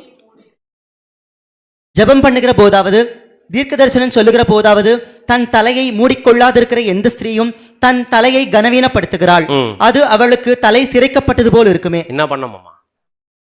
சகோதரிகள் அமர்ந்து கத்துக்கணும். என்ன பண்ணணும்? முக்காடு இடணும். போடணுமா போடக்கூடாதா? வசனம் சொல்லிச்சுன்னா என்ன பண்ணணும்? போடணும். ஆனால் இன்னைக்கு போடுறாங்களா? போடுறதில்ல. அப்படி போடாததே தப்பு. அதே நேரத்தில் போதிக்கிறது தவறு. நம்ம சொல்றது புரிஞ்சுச்சிங்களா? அப்படின்னா இந்த விஷயத்தை செய்யக்கூடாதுன்றத வசனம் சொல்லிடுச்சுன்னா நம்ம இம்மீடியட்டாக என்ன பண்ணணும் பார்த்தீங்கன்னா அது கீழ்ப்படியணும். அப்படி பண்ணலன்னா இன்னைக்கு இந்த சிஸ்டம் ஒட்டுமொத்த அந்திக்கிற அமைப்பு இப்படி தான் போயிட்டுருக்கு. சகோதரில் ஒரு பக்கம், இது எல்லாம் இந்த சகோதரில் எந்த அமைப்புக்குள்ளே இருப்பாங்க? கண்டிப்பாக ஒன்று ஆர்சி கீழே இருக்கணும், இன்னொன்று ப்ரொடெஸ்டன்ட் அமைப்பு கீழே இருக்கணும். அதுக்குள்ளதான் பெண்டிகா சுலுத்திரன் எல்லாமே என்ன பண்ணுது அதுக்குள்ளார வருது. அப்படி இது எல்லாமே என்ன அமைப்பு? அந்தி கிறிஸ்து அமைப்பு. இந்த அந்தி கிறிஸ்து அமைப்புக்கு மிகப்பெரிய அழிவு இருக்கா இல்லையா? இருக்கா இல்லையா? வசனம் வாசிக்கலாம் பாருங்க. வெளிப்படுத்தல் 18ஆம் அதிகாரம் 1ஆம் வசனம். வெளிப்படுத்தல் 18ஆம் அதிகாரம் 1ஆம் வசனம். இவைகளுக்கு பின்பு வேறொரு தூதன் மிகுந்த அதிகாரம் உடையவனாய் வானத்திலிருந்து இறங்கி வர கண்டேன். அவனுடைய மகிமையினால் பூமி பிரகாசமாயிற்று. அப்படின்னா இது யாரை பத்தி பேசுது? யாருடைய வருகை பத்தி பேசுது? நம்முடைய ஆண்டவராகிய இயேசு கிறிஸ்து வருகை பத்தி பேசுது. வேறொரு தூதன் மிகுந்த அதிகாரம் உடையவனாய் வானத்திலிருந்து இறங்கி வர கண்டேன். அவருடைய மகிமையினால் பூமி நாய்ச்சி பிரகாசமாயிற்று. அப்படின்னு அர்த்தம் பூமி பிரகாசமாயிடுச்சு பார்த்தீங்கன்னா சத்திய வெளிச்சம்னாகும் அதிகப்படும். அப்படி நம்முடைய ஆண்டவராய் இயேசு கிறிஸ்து வரும்போது சத்திய வெளிச்சம் அதிகமாக அதிகமாக எது கண்டுபிடிக்க ஆரம்பிச்சுன்னு பார்த்தீங்கன்னா இந்த அந்தி கிறிஸ்து அமைப்பு பண்ணிட்டு இருக்கிற எல்லா விஷயமும் தவறுன்றது என்ன அப்படிங்கன்னு பார்த்தீங்கன்னா நமக்கு தெரிய வரும். அதான் வசனம் வாசிக்கலாம் பாருங்க. என்ன சொல்றாரு பார்த்தீங்கன்னா, இப்படி கிறிஸ்துவுடைய வெளிச்சம் சத்திய வெளிச்சம் அதிகமாக அதிகமாக என்ன கண்டிஷன் மாறப்போகுதுன்னு பார்த்தீங்கன்னா வசனம் 2ஆம் வசனம் 2ஆம் வசனம். அவன் பலத்த சத்தமிட்டு மகா பாபிலோன் விழுந்தது விழுந்தது, அது பேய்களுடைய குடியிருப்பும் சகலவித அசுத்த ஆவிகளுடைய காவல் வீடும் அசுத்தமும் அருவருப்பும் உள்ள சகலவித பறவைகளுடைய கூடுமாயிற்று. என்னவாமா? அவன் பலத்த சத்தமாய் மகா பாபிலோன். என்ன பேர் வச்சிட்டார் தெரியுங்களா? என்ன பேர் வச்சிட்டாருங்க? எதுக்கு? ஒட்டுமொத்த இந்த அந்தி கிறிஸ்து அமைப்பு, அது ஆர்சியா இருக்கட்டும் புரோட்டஸ்டன்ட் அமைப்பா இருக்கட்டும், மொத்தத்துக்கு என்ன பேர் வச்சிட்டாருன்னு பார்த்தீங்கன்னா மகா பாபிலோன். ஏன் இந்த பேர் வைக்கணும்? பாபிலோன், பாபில் அப்படின்னு அர்த்தம். பாபில் குழப்பம் அர்த்தம். அப்படின்னா மகா பாபிலோன் ஏன் பேர் வச்சுக்காது பார்த்தீங்களா? எல்லா குழப்பத்துக்கும் இடம் எது? அந்தி கிறிஸ்து அமைப்பு. பார்த்துமா குழப்பம்? இவர் தான் அவரு, அவர் தான் இவரு, மூணு வேற வேற, மூணு ஒண்ணு. அதே மாதிரி நரகம் ஆத்மா தீர்த்து எல்லா உபதேசமும் என்ன பண்ணு பார்த்தீங்கன்னா குழப்பி வச்சிருக்கிறாங்க. அதான் சொல்றாரு, இது இப்படி இருக்கக்கூடிய இந்த அமைப்பு விழுந்தது விழுந்தது. அது எப்படிப்பட்ட குடியிருப்பான்? பேய்களுடைய குடியிருப்பு, சகல அசுத்தாவிகளுடைய காவல் வீடு, அசுத்தமும் அருவருப்பும் உள்ள சகல பறவைகளும் கூடுமாயிடுச்சு. அப்படின்னா இந்த அந்தி கிறிஸ்து அமைப்பு, அது ஆர்சியா இருக்கட்டும் புரோட்டஸ்டன்ட் அமைப்பா இருக்கட்டும், அது எல்லாமே யாருடைய குடியிருப்பு? பேய்களுடைய குடியிருப்பு. நம்ம எங்க போயிட்டு வரோம் காலையில? அது தாய் சபை இல்லை, அது தாய் சபை இல்லை. அது என்ன சபைன்னு பார்த்தீங்கன்னா பேய் சபை. பட் அமைப்பை நம்ம சத்திய வசனம் தப்புன்னு சொல்லுதை தவிர, ஆனால் அதுக்குள்ளே இருக்கிற நமக்கு என்ன சொல்லுதுன்னு பார்த்தீங்கன்னா அந்த அமைப்பில் இருக்கிற தவறுக்கு என்ன பண்ணக்கூடாது, நம்ம உடன்படக்கூடாது. அதுக்கு தான் தேவன் இந்த சத்தியத்தை கொடுக்குறாரு. புரியுதுங்களா? இந்த அமைப்பை நம்ம தப்புன்னு சொல்கிறோமே தவிர அதுக்குள்ளே இருக்கிற அருமையான சகோதரர்களுக்கு தெரியாதனால மாட்டிட்டு இருக்கிறாங்க. அந்த விஷயத்தை புரிய வைக்கத்தான் இந்த சத்தியங்கள் நம்ம என்ன பண்ணிருக்கிறோம், பார்த்துருக்கிறோம். நீங்கள் யோசிச்சு பாருங்க. அது பேய்களுடைய குடியிருப்பு அப்படின்றதுனால நம்ம நல்லா தெரியும். சில பெண்டிகாஸ் சர்ச்சுக்குள்ள உள்ள போக முடியுதா? போக முடியுமா பெண்டிகாஸ் சர்ச்சுக்குள்ளார? சில இடத்துல வீடு கேட்க போகும்போது நாங்கள் கிறிஸ்டியன் சொன்னால் கொடுக்குறாங்களா? என்ன கேட்பாங்க அடுத்தது? நீங்கள் கத்துவீங்களான்னு கேட்பாங்க. கரெக்டுங்களா? கத்துவீங்களா நீங்கள்? அந்த சத்தம் போடுவாங்களே அந்த குரூப்பா நீங்கன்னு கேட்பாங்க. கரெக்டா இல்லைங்களா? அப்படின்னா இந்த அளவுக்கு ஒசன் அப்படின்னு பார்த்தீங்கன்னா போயிட்டு இருக்குது. அப்படின்னா இந்த ஒரு மகாபாபிலோன் வேற யாரும் இல்லை, தாயும் பிள்ளையும். ரோமன் கேத்தலிக் புரோட்டஸ்டன்ட் அமைப்பு, இந்த மொத்த அமைப்புக்கும் வசனம் சொல்லிச்சு விழுந்தது விழுந்து. அப்படின்னா மிகப்பெரிய அடி இருக்கு ராசிக்கும் புரோட்டஸ்டன்ட் அமைப்புக்கும். அப்போ நம்ம எந்த காலத்தில் இருக்கிறோம்? இப்போ எந்த காலப்பகுதியில் வாழ்ந்துட்டு இருக்கிறோம் அப்படின்னு கடைசி காலத்தில் இருக்கிறோம். என்ன நடந்துட்டு இருக்குது இப்போ? கிறிஸ்து என்ன பண்றாரு? என்ன பண்றாரு தெரியுங்களா? அறுவடை பண்ணிட்டு இருக்கிறார். கரெக்டா? நம்ம வாழ்ந்து கொண்டிருக்க காலம் அறுவடையின் காலம். இந்த காலத்தில் அறுவடை பண்ணக்கூடிய டைம்ல என்ன பண்ண போறாங்க? இந்த ஒட்டுமொத்த கலைகள் கிறிஸ்தவ மண்டலத்தை என்ன பண்ண போறாருன்னா இந்த அறுவடை காலத்துல. வசனம் வாசிக்கலாம். மத்தேயு 13ஆம் அதிகாரம் 30ஆம் வசனம். மத்தேயு 13ஆம் அதிகாரம் 30ஆம் வசனம். அறுப்பு காலத்தில் நான் அறுக்கிறவர்களை நோக்கி முதலாவது களைகளை பிடுங்கி அவைகளை சுட்டரிக்கிறதற்கு கட்டுகளாக கட்டுங்கள், கோதுமையோ என் களஞ்சியத்தில் சேர்த்து வையுங்கள் என்பேன் என்று சொன்னான். அப்படின்னா கோதுமை அப்படின்னு உண்மையான தேவனுடைய பிள்ளைகளை களஞ்சியத்தில் சேர்க்கிறாரு. யாரெல்லாம் கலைகளா இருக்கிறாங்களோ அந்த கலைகள் எதுன்னு பாத்தீங்கன்னா ஆர்சி ஒட்டுமொத்த அந்தி கிறிஸ்து அமைப்பை கட்டுகளா கட்ட சொல்றாரு. ஏன் கட்டுகளை கட்ட சொல்றாரு? மொத்தமா வச்சு மகா ஆபத்துல என்ன பண்ண போறாருங்க? எரிக்க போறார். சோ வசனம் வாசிக்கலாம் பாருங்க. வெளிப்படுத்தல் 13ஆம் அதிகாரம் 15ஆம் வசனம். வெளிப்படுத்தல் 13ஆம் அதிகாரம் 15ஆம் வசனம். மேலும் அம்மிருகத்தின் சொரூபம் பேசத்தக்கதாகவும் மிருகத்தின் சொரூபத்தை வணங்காத யாவரையும் கொலை செய்யத்தக்கதாகவும் மிருகத்தின் சொரூபத்திற்கு ஆவியை கொடுக்கும்படி அதற்கு சத்துவம் கொடுக்கப்பட்டது. அப்படின்னா இதுக்கு ஆவி கொடுக்கப்படுது இல்லைங்களா? அப்படின்னா எந்த மிருகம் அப்படின்னு பாத்தீங்கன்னா இந்த ஒட்டுமொத்த அந்திகிறிஸ்து அமைப்புக்கு என்ன கிடைக்குது? ஆவி கிடைக்குது. ஏன் தெரியுங்களா? எல்லாத்தையும் ஒண்ணு சேர்க்க போறார், கட்ட போறார். கட்டி என்ன பண்ண போறாரு பாத்தீங்கன்னா ஒட்டுமொத்த அந்திகிறிஸ்து அமைப்பையும் அழிக்க போறாரு. எப்படி அழிக்க போறாருன்னு பாத்தீங்கன்னா வசனம் வாசிக்கலாம் பாருங்க. வெளிப்படுத்தல் 16ஆம் அதிகாரம் 13ஆம் வசனம் 14ஆம் வசனம். வெளிப்படுத்தல் 16ஆம் அதிகாரம் வசனங்கள் 13 மற்றும் 14. அப்பொழுது வலு சர்ப்பத்தின் வாயிலும் மிருகத்தின் வாயிலும் கள்ள தீர்க்கதரிசியின் வாயிலும் இருந்து தவளைகளுக்கு ஒப்பான 3 அசுத்த ஆவிகள் புறப்பட்டு வர கண்டேன். அப்படின்னா என்னென்ன மிருகம்? வலு சர்ப்பம், அதிலிருந்து வாயிலிருந்து, மிருகத்தின் வாயிலிருந்து, கள்ளத்தீர்க்கதரிசியின் வாயிலிருந்து என்ன வர ஆரம்பிச்சிச்சு? அசுத்த ஆவி. அப்படியே அந்த ஒரு ஆவி வெளிப்படுது. அதாவது வலு சர்ப்பம் எது? Civil government. அதே மாதிரி பார்த்தீங்கன்னா மிருகம் எது? மிருகம் போப்பு மார்க்கம். கள்ளத்தீர்க்கதரிசி புரோட்டஸ்டன்ட் அமைப்பு. இந்த மூணுத்தையும் ஒன்று சேர்க்க ஆரம்பிச்சிட்டார். ஏன் ஒன்று சேர்க்கிற தெரியல தேவன்? அப்படியே அடுத்த வசனம் வாசிங்க. அவைகள் அற்புதங்களை செய்கிற பிசாசுகளின் ஆவிகள். அது என்ன செஞ்சுட்டு இருக்குதாமா? இப்போ செய்தா அற்புதம் செய்யக்கூடிய பிசாசின் ஆவிகள். அவைகள் பூலோகம் எங்கும் உள்ள ராஜாக்களை சர்வ வல்லமையுள்ள தேவனுடைய மகா நாளில் நடக்கும் யுத்தத்திற்கு கூட்டி சேர்க்கும்படிக்கு. அப்படின்னா இந்த 3 அமைப்புகளும் ஒண்ணு சேர்ந்து, அதாவது சிவில் கவர்மெண்ட்டும் அரசியலோட மதமும், அதாவது ரோமன் கத்தோலிக்கும் புராட்டஸ்டன்ட் அமைப்பும் ஒண்ணு சேர்ந்து என்ன பண்றாங்க பாத்தீங்கன்னா ஒரு மகா நாள் யுத்தத்துக்கு கூட்டி சேர்க்க போறாங்க. எந்த மகா நாள்? மகா உபத்திரவத்தில் நடக்கிற மகா நாள் கூட்டி சேர்க்க போறாங்க. ஏன் கூட்டி சேர்க்கிறான்னு பாத்தீங்கன்னா மொத்தமா எடுத்துன்னு போய் என்ன பண்ண போறாரு? அழிக்க போறாரு. அப்படி கூட்டி சேர்க்கிற ப்ராசஸ் நடந்துட்டு இருக்குதா? ஆர்சி புரோட்டஸ்டன்ட் எல்லாம் ஒன்று சேர்க்கிற வேலை அப்படின்னு பார்த்தீங்கன்னா ஆமா நடந்துட்டு இருக்குது. யாருங்க இவரு? போப். இவங்கெல்லாம் புரோட்டஸ்டன்ட்டு. இவங்க யாருன்னு பார்த்தீங்கன்னா ரோமன் கேத்தலிக். இந்த அம்மா வேற வந்து நின்று இருக்குது, நம்ம ஊர் அம்மா. அப்படின்னா எல்லாரும் ஒன்று சேர்ந்துட்டு இருக்கிறாங்க. ஏன் தெரியுங்களா?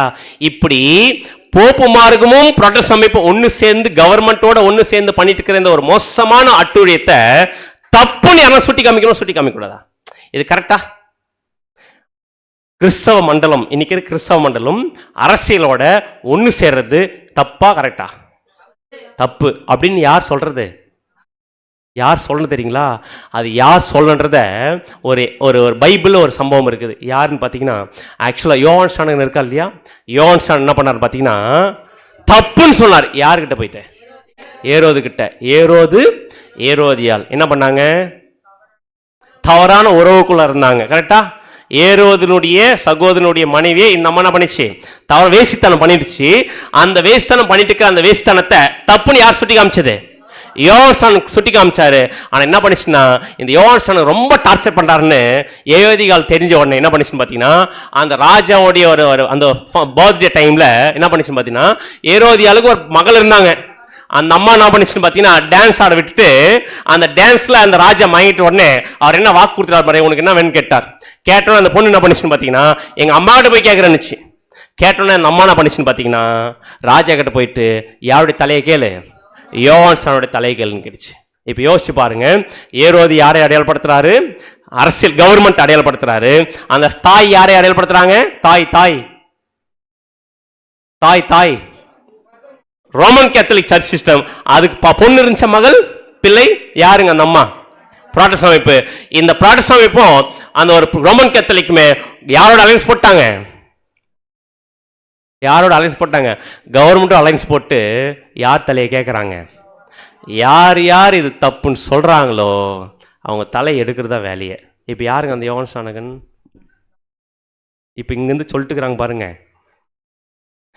நம்மன்னு சொல்லிட்டு காலையில் அங்கே போய் உட்காண்டத வேலைக்கு ஆகாது.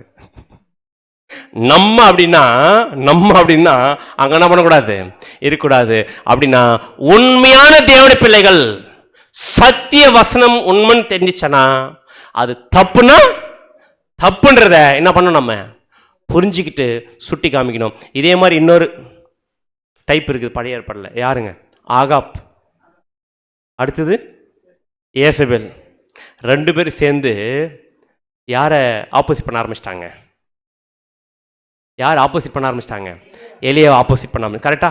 அப்படின்னா இது யாருன்னு பார்த்தீங்கன்னா இந்த ஆகாப் ராஜா. யாருன்னு? ஆகாப் ராஜா இல்லை, அந்த ஆகாப் ராஜாக்கு ஒரு பிரச்சனைனா, ஆக்சுவலா ஜென்னா யார் செயல்பட மாட்டான்னு பாத்தீங்கன்னா, ஆகாப் ராஜா செயல்பட மாட்டார். யார் தான் செயல்படுவாங்க? இந்த அம்மா தான் செயல்படும். அப்படின்னா இவங்க 2 பேருமே ஒண்ணு சேர்ந்து யார வனாந்தரத்துக்கு அமிச்சாங்க தெரியுங்களா?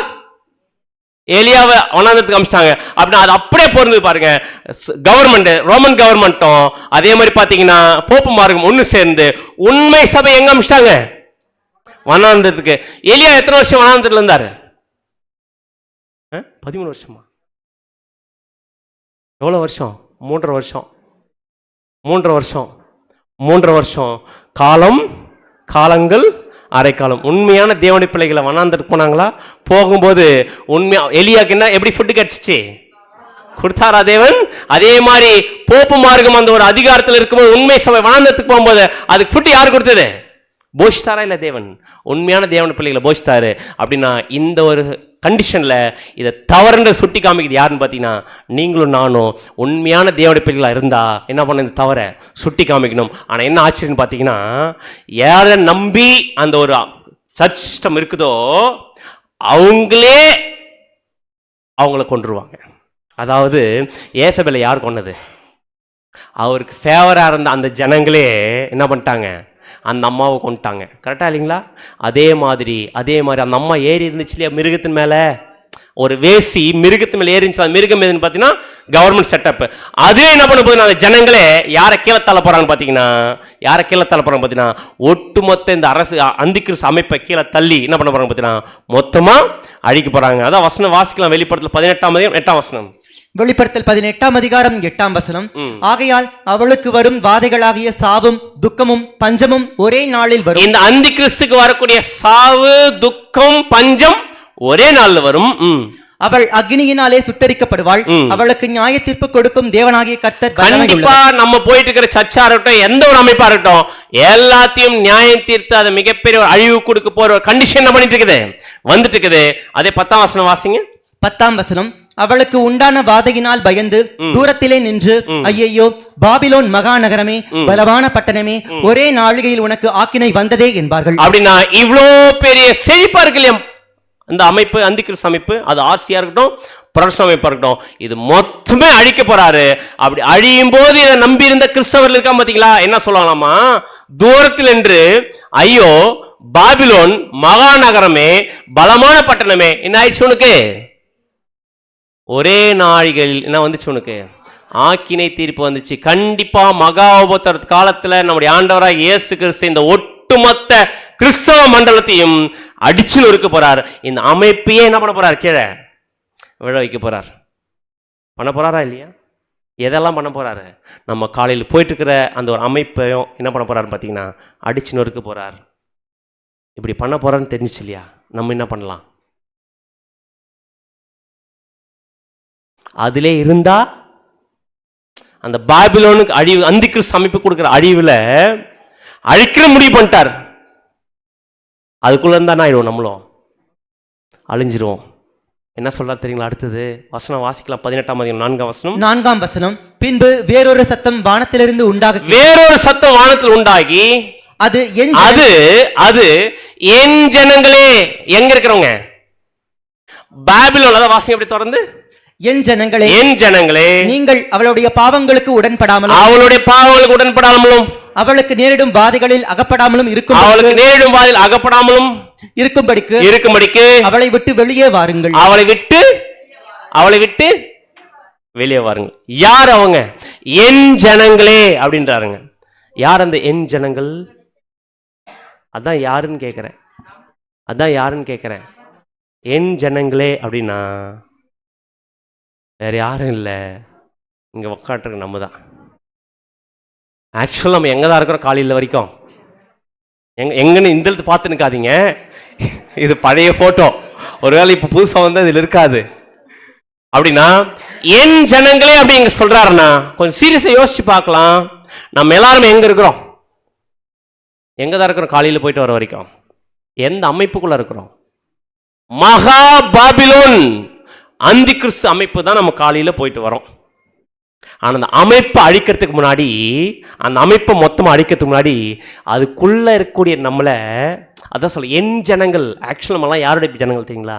தேவனுடைய ஜனங்கள். தேவன் சொல்றார், என் ஜனங்களா இருக்கிற நீங்க எங்க இருக்க வேண்டிய அவசியம் இல்லை, குழம்பி இருக்கக்கூடிய இந்த இடத்துல இருக்க வேண்டிய அவசியம் இல்லை. நீங்க வந்து எதை கேளுங்க, சத்தியத்தை கேட்டு என்ன பண்ணு பார்த்தீங்கன்னா, மறுபடியும் வாரம் அடுத்த வாரம் அங்கே போய் சண்டே மார்னிங் அங்கே போய் உட்காரக்கூடாது. என்ன பண்ணோம், அவளை விட்டு வெளியே வாருங்க. பிரதர் காலையில் போனேன், ஈவினிங் வெளியே வந்துட்டேன், இதோட அடுத்த வாரம் காலையில் தான் பிரதர் போவேன் அப்படின்னு போலாமா? எல்லாரும் பார்க்கறத பார்த்தா சொல்றேன், அது சர்ச்சு இல்லை, அது அந்தி கிறிஸ்துனுடைய தவறான உபதேசம் இருக்கக்கூடிய ஒரு அமைப்பு.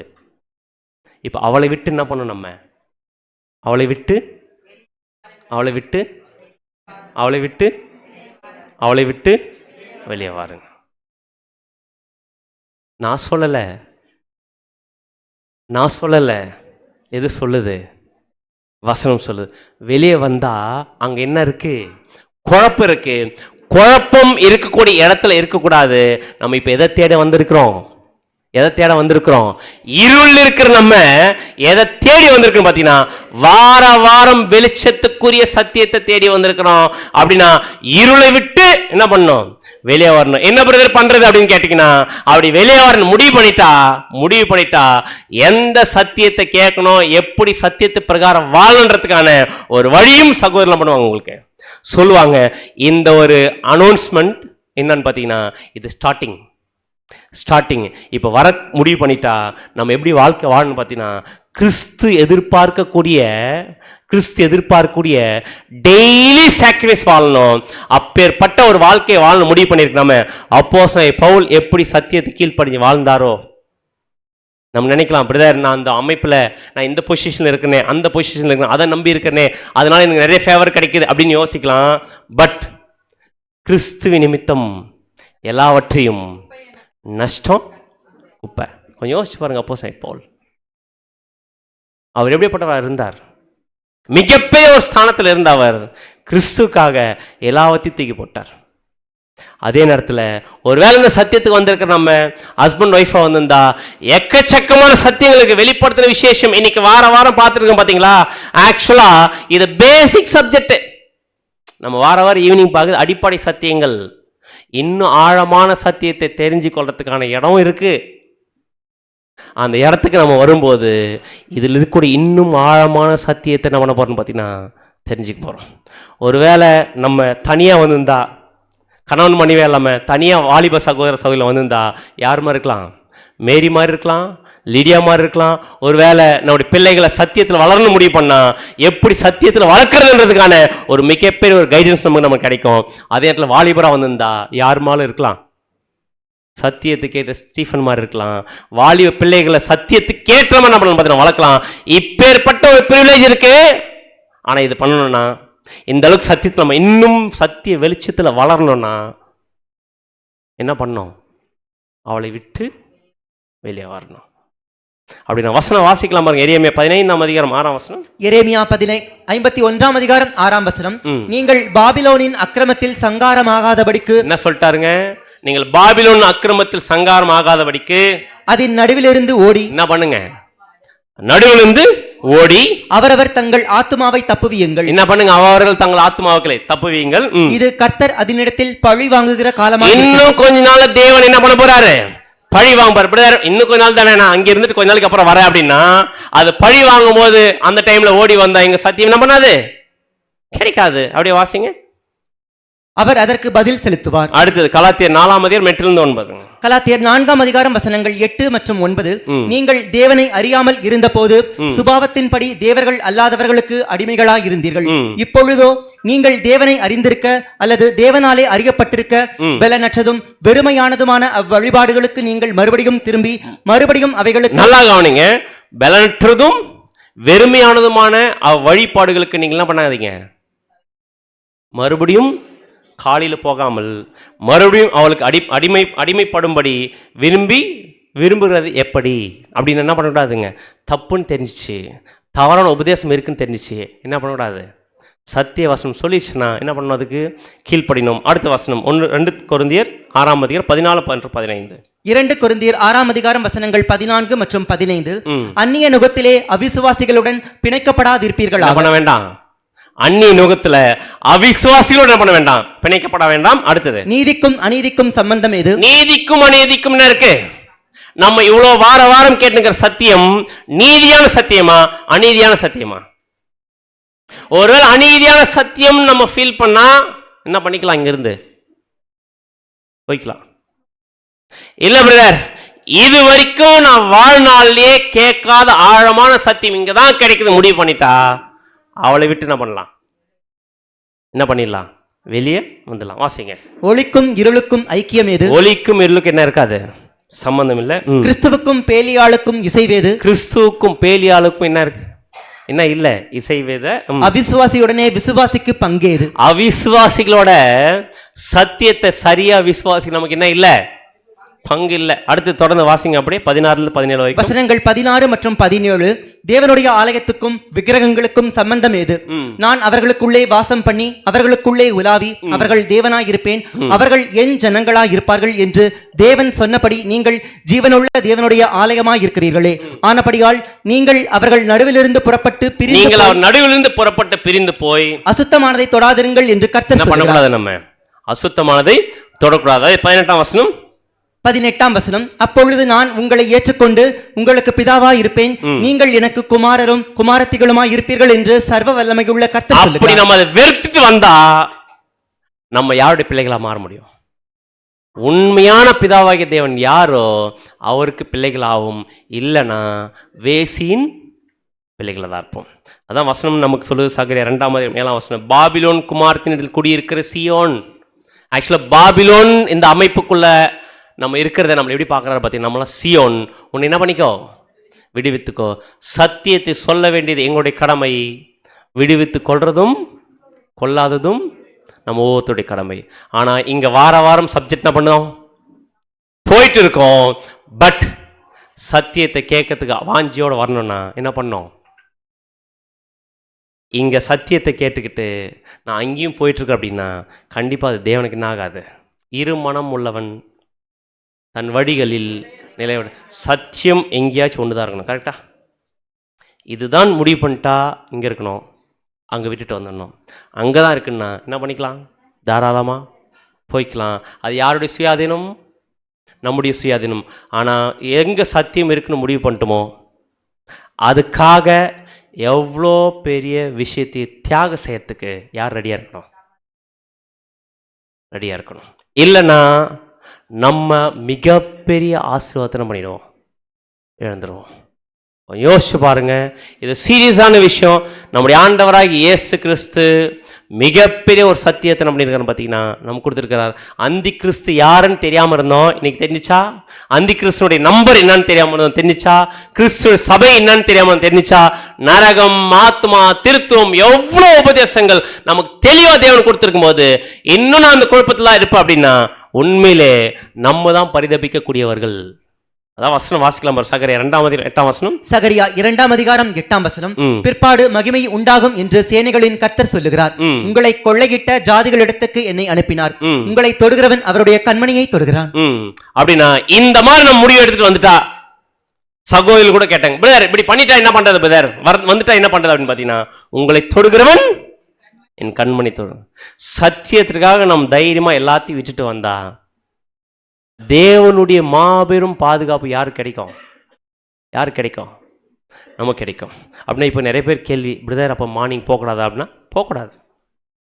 அப்போ என்ன பிரதர் பண்ணுறது அப்படின்னா, மார்னிங் ஒருவேளை சத்தியம் கேட்கறதுக்கு வாஞ்சியாக இருந்துச்சுன்னா கொஞ்ச நாளைக்கு ஈவினிங் கிளாஸ் வாங்க. ஒரு 4-5 கிளாஸ் பின்னாடி ஒரு பெரிய பாடம் வரும். அந்த பெரிய பாடம் முடிஞ்சுன்னா ஆட்டோமேட்டிக்காக மார்னிங் சத்தியத்தை கேட்கறதுக்கான ஒரு இடம் உங்களுக்கு என்ன பண்ணு பார்த்தீங்கன்னா தெரியும். அந்த சத்தியத்தை கேட்கறதுக்கான ஒரு இடத்துல நம்ம வரும்போது வெளிப்படுத்துகிற விசேஷம் கேட்கலாம், புக் ஸ்டடி பார்க்கலாம், ரெவலேஷன் பார்க்குறோம், ரோமன் புக் பார்க்க போகிறோம், கொரிந்தியன்ஸ் புக் பார்க்குறோம், பைபிள் இருக்க எல்லா ஆழமான சத்தியங்களை பார்க்கறதுக்கு நம்ம என்ன பண்ணா தெரியுங்களா? டைமே பத்தாது. அவ்வளோ பியூட்டிஃபுல்லான ஆழமான சத்தியங்கள் கிடைச்சிட்டே இருக்கும். அப்படி என்ன பண்ண ஃபர்ஸ்ட் நம்ம என்ன புரிஞ்சுக்கணும் பார்த்தீங்கன்னா, நம்ம போய்கொண்டிருக்கிற இடம் அந்தி கிறிஸ்து அமைப்புன்றது என்ன பண்ணிக்கலாம்? நம்ம தெரிஞ்சுக்கலாம். இதுக்கப்புறம் எவ்வளோ நாளில் முடிவு பண்ணணும், எப்போ முடிவு பண்ணணும், எவ்வளோ சீக்கிரம் முடிவு பண்ணுறது யார் கையில் இருக்குது? நம்ம கையில் தான் இருக்குது. ஏன் தெரியுங்களா? இந்த பாபிலோன் அந்திக்கு அமைப்பை நம்முடைய ஆண்டவராகிய இயேசு ட்ரை பண்ணார், சரி பண்ணலான்னு. முடியல. வசனம் வாசிக்கலாம் பாருங்க. எரேமியா 51ஆம் அதிகாரம் 9ஆம் வசனம். எரேமியா 51ஆம் அதிகாரம் 9ஆம் வசனம். பாபிலோனை குணமாக்கும்படி பார்த்தோம், அது குணமாகவில்லை. என்ன ஆகல? எவ்வளோ ட்ரை பண்ணார் இந்த பாபிலோன் அமைப்பை ரெடி பண்றதுக்கு, குணமாகல. அதை விட்டு விடுங்கள், நாம் அவரவர் நம்முடைய தேசங்களுக்கு போக என்ன பண்ணிடலாம். இதுக்கப்புறம் போயிட்டு நான் போய் அந்த சர்ச்சில் போய் நான் சத்தியம் சொல்லி அவங்களை கூப்பிட்டு வரேன் அப்படின்னு போன வேலைக்காக. ஏன்னா கிரைஸ்ட் ட்ரை பண்ணிட்டாரு, என்ன பண்ண முடியாது. அந்த ஒரு ஆர்கனைசேஷன்ஸ்குள்ள இருக்கக்கூடிய யாருக்கிட்டையுமே இந்த சத்தியத்தை எடுத்துன்னு போய் வச்சிங்கன்னா ஒன்றும் பண்ண வேண்டாம், நம்ம வர வேண்டாம். இதுதான் விசுவாசிக்கன்னு போய் சொல்லி பாருங்க. பிதாதான் அப்பா, நம்முடைய ஆண்டவராகிய இயேசு ஒரே பேரான குமாரன், 3 பேர் ஒன்னு இல்ல, வேற வேற பரிசுத்த ஆவியின் வல்லமைன்னு சொல்லி பாருங்க. நம்ம போயிட்டு வர வேண்டாம். அவங்களே என்ன பண்ணிடுவாங்க? என்ன பண்ணிடுவாங்க? சத்தியத்தை சொல்லி பார்த்தா கண்டிப்பாக என்ன பண்ணணும் பார்த்தீங்கன்னா துரத்திடுவாங்க. நாம் அவரவர் நம்முடைய தேசங்கள் என்ன பண்ணுவோம்? போகணும். அதன் ஆக்கினை எது வரைக்கும் ஏற்றுச்சு? வான பரியந்தம் என்ன பண்ணிச்சுன்னு பார்த்தீங்கன்னா எட்டி விட்டது. அன்புக்குரிய சகோதர சகோதரிகளே, அந்தி கிறிஸ்து அமைப்பு வெறுமனே ரோமன் கேத்தலிக் மட்டும் இல்லை, அது வெறும் தலை. புரொட்டஸ்ட் அமைப்பும் சேர்ந்தது தான் ஒட்டுமொத்த கிறிஸ்தவ மண்டலம். இன்னைக்கு இருக்கிற எல்லா கிறிஸ்தவ மண்டலமும் யாருன்னு பார்த்தீங்கன்னா அந்தி கிறிஸ்து. இந்த அந்தி கிறிஸ்து மத்தியிலிருந்து வெளியே வந்து உண்மையான சத்தியத்திற்காக அநேக சகோதர உங்களை மாதிரி பாபிலோனில் மிகப்பெரிய அந்தஸ்தில் ஊழியர்களா பாஸ்டர்ஸாக இருந்தவங்க அதை தூக்கி வீசிட்டு இன்னைக்கு வந்து இந்த உண்மையான சத்தியத்தில் எவ்வளோ எக்ஸ்ட்ரீமாக ஓடிட்டு இருக்காங்க தெரியுங்களா? பின்னாடி திரும்பி பாருங்கள், அநேக சகோதரர்கள் உங்களை மாதிரி இந்த அடிப்படை சத்தியம் கேட்டு இன்னைக்கு எக்ஸ்ட்ரீமாக சத்தியத்துக்காக வாழ்க்கையை நான் அர்ப்பணித்து ஓடிக்கொண்டிருக்கிற சகோதரர்கள். இதே கேள்வியோட முன்னாடி இருந்தவங்க இன்னைக்கு அந்த பாபிலோன் தவறுன்றதை சுட்டி காமிக்கிறதுக்காக எக்ஸ்ட்ரீமாக ஊழியம் பண்ணிட்டு இருக்கிறாங்க. நீங்களும் வந்தா சேர்ந்து தவறான உபதேசத்தை எதிர்த்து சத்தியத்திற்காக உயர்த்தி பிடிக்கக்கூடிய ஒரு மிகப்பெரிய ஊழியத்தை நம்ம அனைவரும் சேர்ந்து என்ன பண்ணலாம்? செய்யலாம். இதுதான் ஆன்டி கிரைஸ்ட். எங்கேயோ போகணும்னு நினச்சா கடைசியில் நம்ம காலையில் போயிட்டு இருக்கிற இடத்துக்கு வந்து நின்றுச்சு பாருங்க. அதுதான் அங்கே சத்தியம். சத்திய வசனம் யாருக்காகவும் பெண்ட் பண்ண முடியாது. வளைக்கலாமா? சத்தியத்தை ஐயோ கேட்க வராங்களே அப்படின்னு வளைக்கலாமா? சத்தியத்தை சொன்னால் இவ்வளோதான் வரும். ஆனால் இதே தவறான உபதேசம் சொன்னால் இது இடம் பத்தாது. ஒரு மைதானம் எடுத்தால் கூட என்ன பண்ணாது? பத்தாது. பட் கிறிஸ்துவுக்கு கூட்டம் தேவையில்லை. கிறிஸ்து மாதிரி வாழ்க்கை வாழக்கூடிய முத்துக்களாக மணிகளாக இருக்கக்கூடிய சபை வகுப்பார் தான் தேவை. அந்த மாதிரி குணலட்சணத்தை மாறுவதற்கு உங்களுக்கும் எனக்கும் ஒரு வாய்ப்பு கிடைச்சிருக்குது. நம்ம எப்படி வாழ்க்கை வாழலாம்ன்றத இனி வரக்கூடிய நாட்கள் நம்மளான்னு பார்த்தீங்கன்னா பார்க்கலாம். பொறுமையாய் கேட்டவங்கள் அனைவரையும் தேவன் தாமே ஆசீர்வதிப்பாராக. ஸோ அடுத்த வாரம் என்ன பாடம் என்பதை குறித்து நம்முடைய அன்பு சகோதரன் பண்ணான்னு பார்த்தீங்கன்னா உங்களுக்கு சொல்வார். ஸோ அடுத்த வாரம் நமக்கு எத்தனை மணிக்கு கிளாஸு? ஆஸ் யூஷுவல் நமக்கு 6 மணிக்கு கிளாஸு. அந்த 6 மணிக்கு தெரிஞ்சிடும். அந்த 6 மணிக்கு தெரிஞ்சிடும் யாரெல்லாம் சத்தியத்திற்காக நிற்க போகிறோம், யாரெல்லாம் சத்தியத்தை விட்டு போகிறோம் அப்படின்றத தெரியும். பட் நம்ம எல்லாரும் முடிவெடுக்கக்கூடிய ஒரு கண்டிஷனில் இருக்கிறோன்றதை நம்ம ஞாபகத்தில் வைத்துக்கலாம். ஸோ சத்தியத்தை அறிவீர்கள், சத்தியம் உங்களை விடுதலையாக ஒரு விசுவாசத்தோட நம்ம இந்த கூட்டத்தை நம்ம நிறைவு செய்யலாம். இந்த ஒரு வாய்ப்பை நமக்கு ஏற்படுத்தி கொடுத்து நம்முடைய பிதாவாகிய தேவனுக்கும் நம்முடைய ஆண்டவராகிய இயேசு கிறிஸ்துவுக்கும் நாம் நன்றிகளையும் ஸ்தோத்திரத்தை நம்ம எடுத்துக்கொள்வோம். ஆமென்.